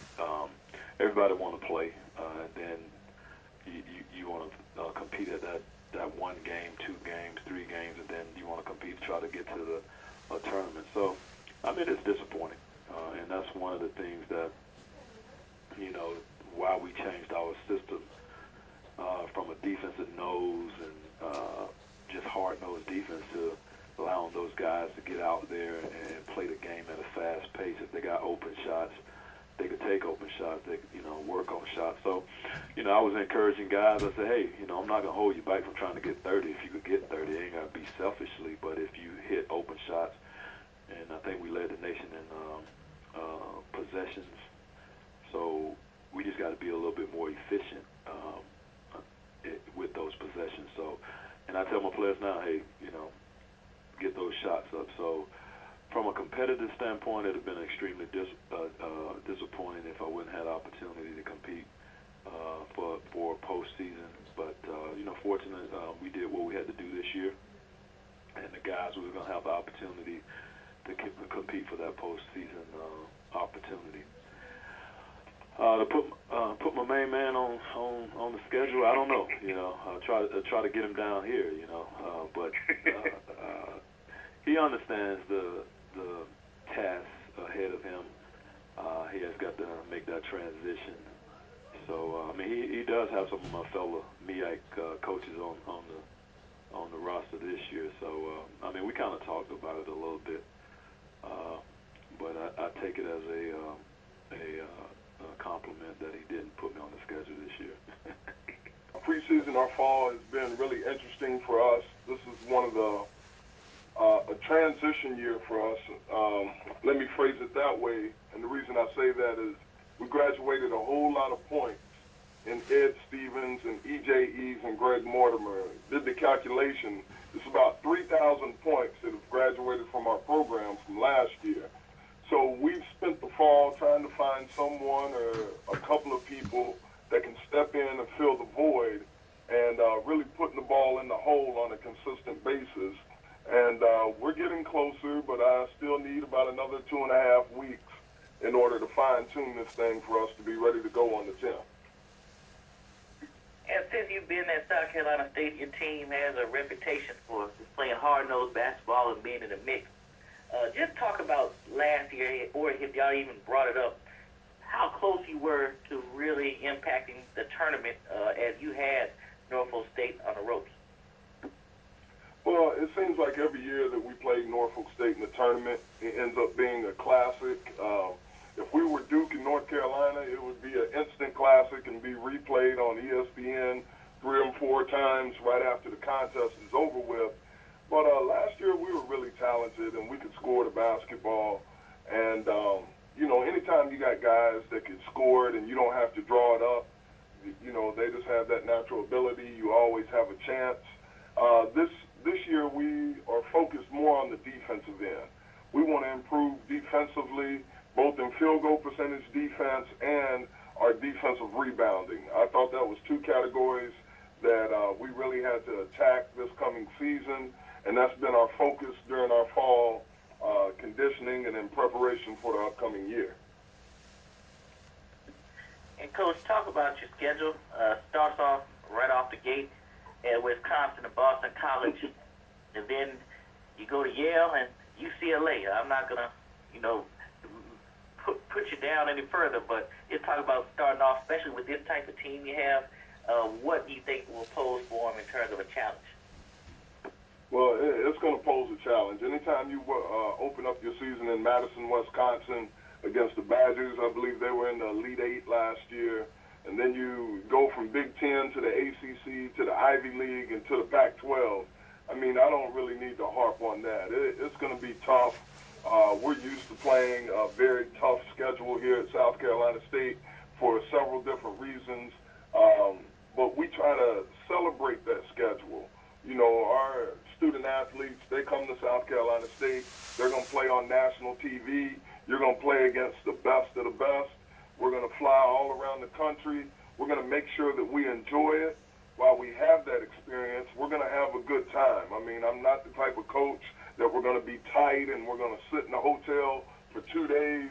man, we're gonna see what's out there. We're gonna be prepared to play. And anytime, you know, you have those big games, you win one of those big games, and it could change the course of your season. And I often say there's no luck involved with basketball.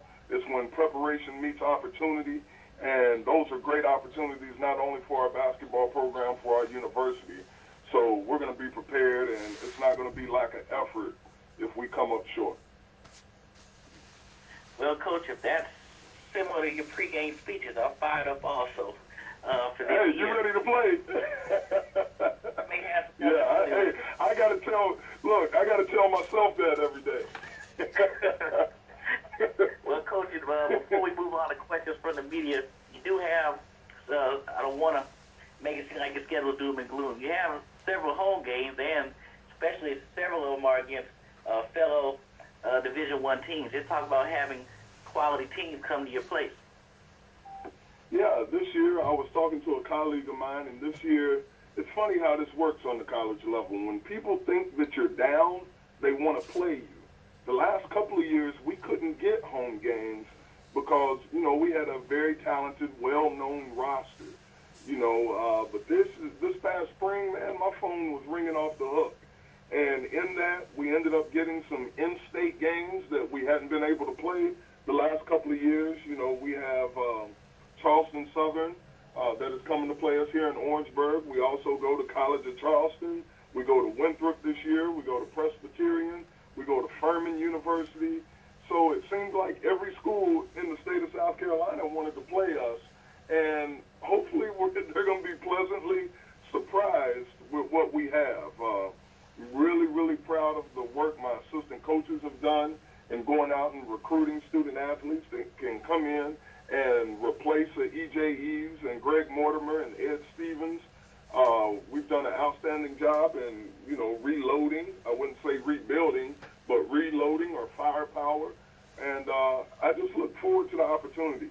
For one of the first times in a long time, I really, really love this basketball team and their attitude because it's a team of no stars. There's no prima donnas.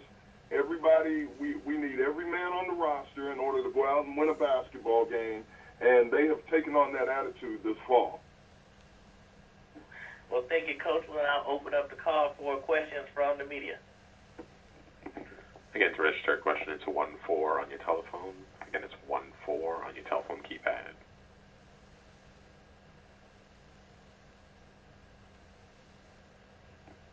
Our first question comes from the line of John Title with Hoops HD. Please proceed. Thanks. Coach, you mentioned that one of the focuses was going to be on defense this year. In your mind, is it more about, like, new personnel? Is it about just, like, motivating the effort? Is it about changing completely from a man to a zone or back and forth? Like, what is your concept in mind here? Well, it's really about keeping the opponent in front of you, and then also playing excellent off-the-ball defense. As you may know, when you have kids that have a knack for scoring, they really don't lock in on the defensive end. And I'm guilty as the guys on my team are. I knew that we could score, so, you know, I kind of dropped the ball coaching the defensive end. Well, this year, about the first 3 weeks of our fall camp, we didn't even cover offense. We just emphasized finishing the possession, getting our principles down, trying to load the ball on one side of the floor, and then also extending our defense for the length of the court. So, you know, we've incorporated some new philosophies, but we've also hit home on some basic defensive principles, and we've emphasized that, and we've tried to hold our guys accountable this fall in being where you're supposed to be defensively on the floor. Thank you. The next question comes from the line of Luke Williams with Black College Sports Page. Please proceed.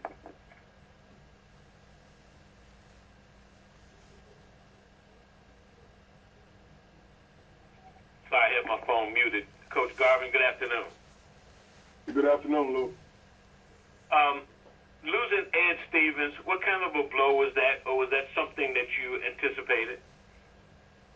Well, it was something that, there's a new thing in college basketball with this grad transfer. When Ed came to South Carolina State and he set out his freshman year because he wasn't academically eligible, I knew that day would come. So I was prepared for it mentally. But anytime you lose a guy that scored over 1,200 points in his career and he knows what you want as a coach and the basketball IQ that Ed has, it's something that you have to make an adjustment to. But like I said, I expected it. We prepared for it in our recruiting, and hopefully, one of these newcomers or one of our returners can step into the role and be the quality basketball player that Ed was for us. Do you think Richardson can step into a scoring kind of void this year? I know he had some good play off the bench last year. Will he be one of your primary scorers? Absolutely. And JJ has been outstanding. He goes by JJ. I know it's James Richardson on the roster, but JJ is he walks around with T-shirts on that says "Walking Bucket." So, I told him let's advertise what we really are, and let's be more efficient offensively. And his efficiency has been very good, so far in the fall. We just got to get that to transfer over to games. Along with JJ, like I said, we have a couple of newcomers that are coming in. Justin Jones is a kid that averaged 25 points a game in prep school and had 1 year junior college out in Kansas. He's coming in and he can fill the ball up. We got another young man that is returning back to our program, Karan Wright, he's a grad transfer, but he was. We will now close out our teleconference with first-year Florida A&M University head coach Robert McCullum. The Rattlers proceed to finish 11th and return a pair of preseason all-conference performers in second-teamer Desmond Williams and third-teamer Marcus Barham. Good afternoon, Coach, and good speaking with you. How you doing? I'm doing fine, thanks. I'm glad to be on this teleconference. Coach, no problem. Just talk about making a transition over to Florida A&M as the head coach. So talk about the past few months. Can you kind of just take us from where you were at a few months ago to where you at right now? Well, I came here from the University of Oregon, which I was there for the past 3 seasons, and was hired middle of May. And so the transition, it's been nonstop. Still feel as though I'm still playing catch up, and quite frankly, it will probably be that way through the duration of the 17-18 season. We've only had our entire staff intact for maybe just approaching 2 months. So the first 3 months, it was sort of a one-man show. But that said, I feel like we've made a great deal of progress. I feel very good about the direction of recruiting, and feel good about the fact that the players, for the most part, have really tried to embrace the program or system, if you will, that we're trying to put in place. And Coach, speaking from your experience, you walk in to the gym in Tallahassee fresh off a Final Four appearance, 1 point from being in the championship game. Has that registered with the players in terms of having a coach that's been to the pinnacle of college basketball? I really can't say. Can't say, and it's not something that I talk about a whole lot. But I would think most young people nowadays, for whatever reason, once you get past 2 or 3 years, they don't know much about it. But given that it's as recent as it was, obviously they're aware of it. But it's not something that we talk about a great deal. But I think they're aware of it. And for this year's team, you return a pair of building blocks, Desmond Williams and Marcus Barham. What have they provided to the team during your preseason preparation? Well, I really feel good about each one of them. Both of them have really tried to embrace as I said, what we're asking of them, both on and off the court, they've worked extremely hard, whether it's trying to get them to work hard in the weight room, to get a little bigger and stronger, or the importance of putting in extra time on the court, embracing their roles. They've done a very good job of trying to set examples in terms of trying to do what it is we're asking them to do. So right now, I could not be happier with the progress that they've made and the way they've gone about taking care of business on a daily basis, whether that's making sure they're in class, where they're supposed to be on time, and the way they approach things in practice every day.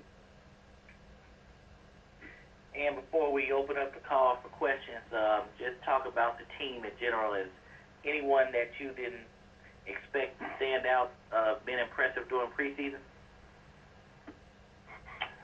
Oh, I don't know.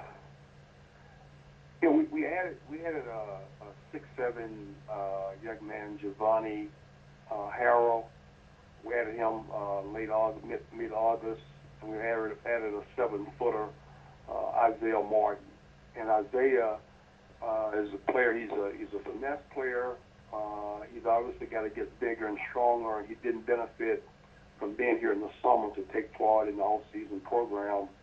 And so, but yet he's a player. Just one, he's 7 foot tall. He's got good skills. He runs the floor. Of course, he's still 15 to 20 pounds away from where he needs to be and add his strength as well. But yet, just given his size, he can certainly be a factor, and we'll certainly be a much better team with him than we would have been without him. So he'll be a factor at some point during the 17-18 season and going forward. He's a junior college transfer, and so looking ahead to his senior year, I think he'll really be more of a factor, just given his size and his skill level. So I'd just say Isaiah Martin would be one, just because very little was known of him. But our biggest emphasis since I set foot on campus has been, one, to get better defensively. We gave up 7 to 9 points a game last year, and we were out-rebounded by 7 points a game, and that just makes me dizzy even thinking about those numbers. And then we only shot 6% from the free throw line. So those are three areas that we really have to shore up, and especially defensively and rebounding if we expect to be a better team. And so that's where it's been our primary focus, is defensively rebounding and just trying to execute better on the offensive end. Thank you, Coach. We'll now open up the call for questions from the media. To register a question, it's 1-4 on your telephone. Again, to register a question, it's 1-4. We do have a question from Luke Williams from Black College Sports Page. Please proceed. Good afternoon, Coach. Hello, Luke. How are you?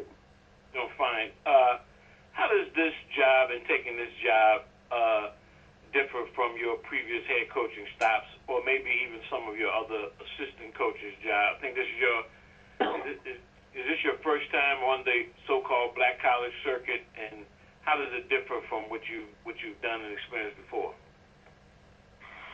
Well, it's different in a number of ways. Of course, as those of you who perhaps know from experience, there's a culture, there's a dynamics at HBCUs that you don't get anywhere else. And so that's a dynamic that's totally different. And then, of course, there's obviously a difference in the level of resources and those kinds of things. But at the same time, I think there are things in place here that will enable us to be successful: the facility, the location, the quality academic program, a large, active, caring alumni base. So those are the things that we try and focus on. And of course, again, the HBCU experience is extremely unique.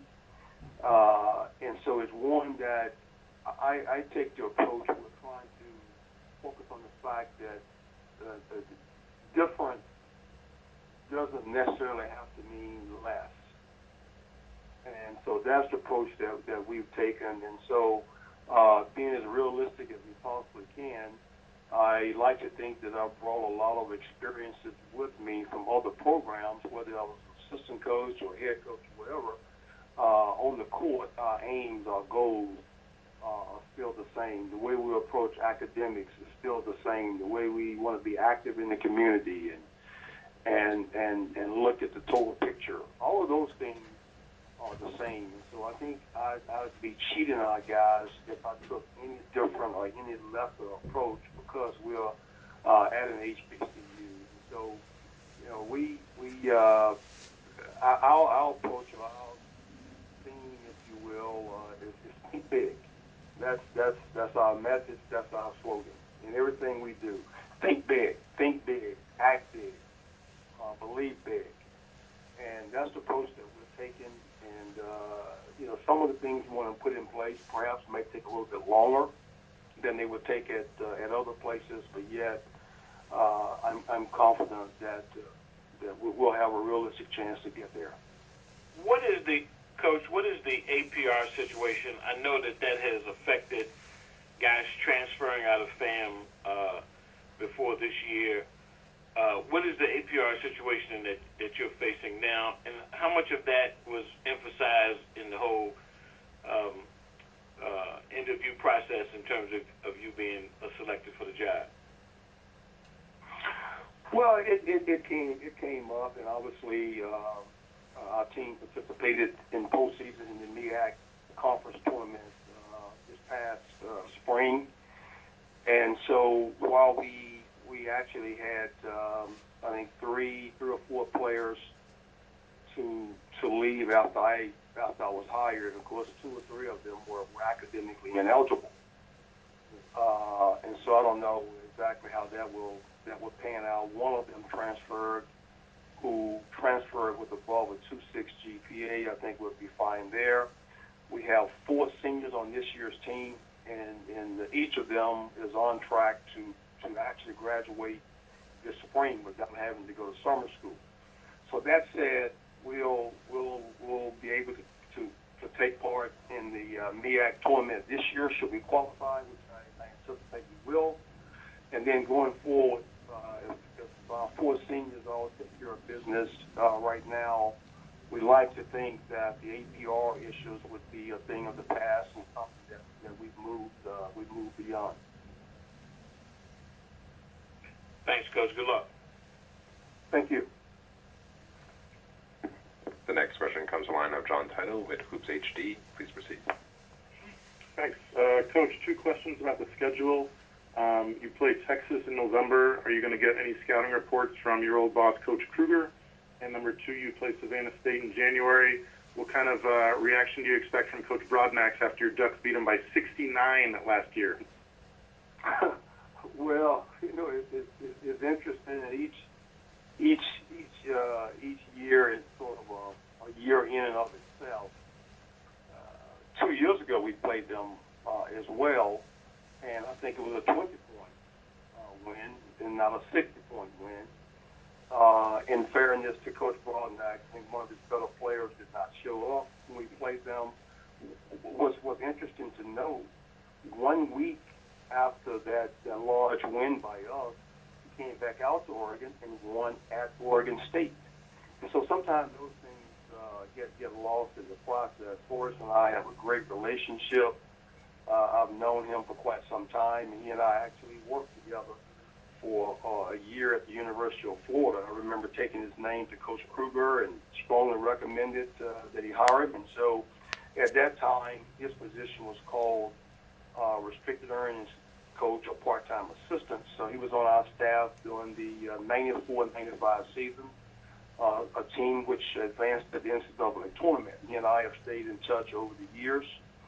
I think Coach Kruger will have other things to concern himself with besides us playing Texas. But, you know, to your point, there are a number of Texas on our type opponents on our schedule, unfortunately. But such as Miami and Georgia Tech and the like, and North Dakota State, because they're not at that level, but yet you look at their track record and their home winning percentage, And then we got a Grand Canyon program that we'll open the season with, who this is their first year. They'll be a full-fledged.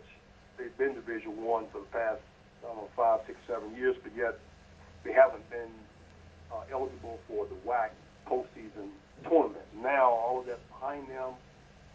They have a great home environment, a very good team. So we'll be tested from the start.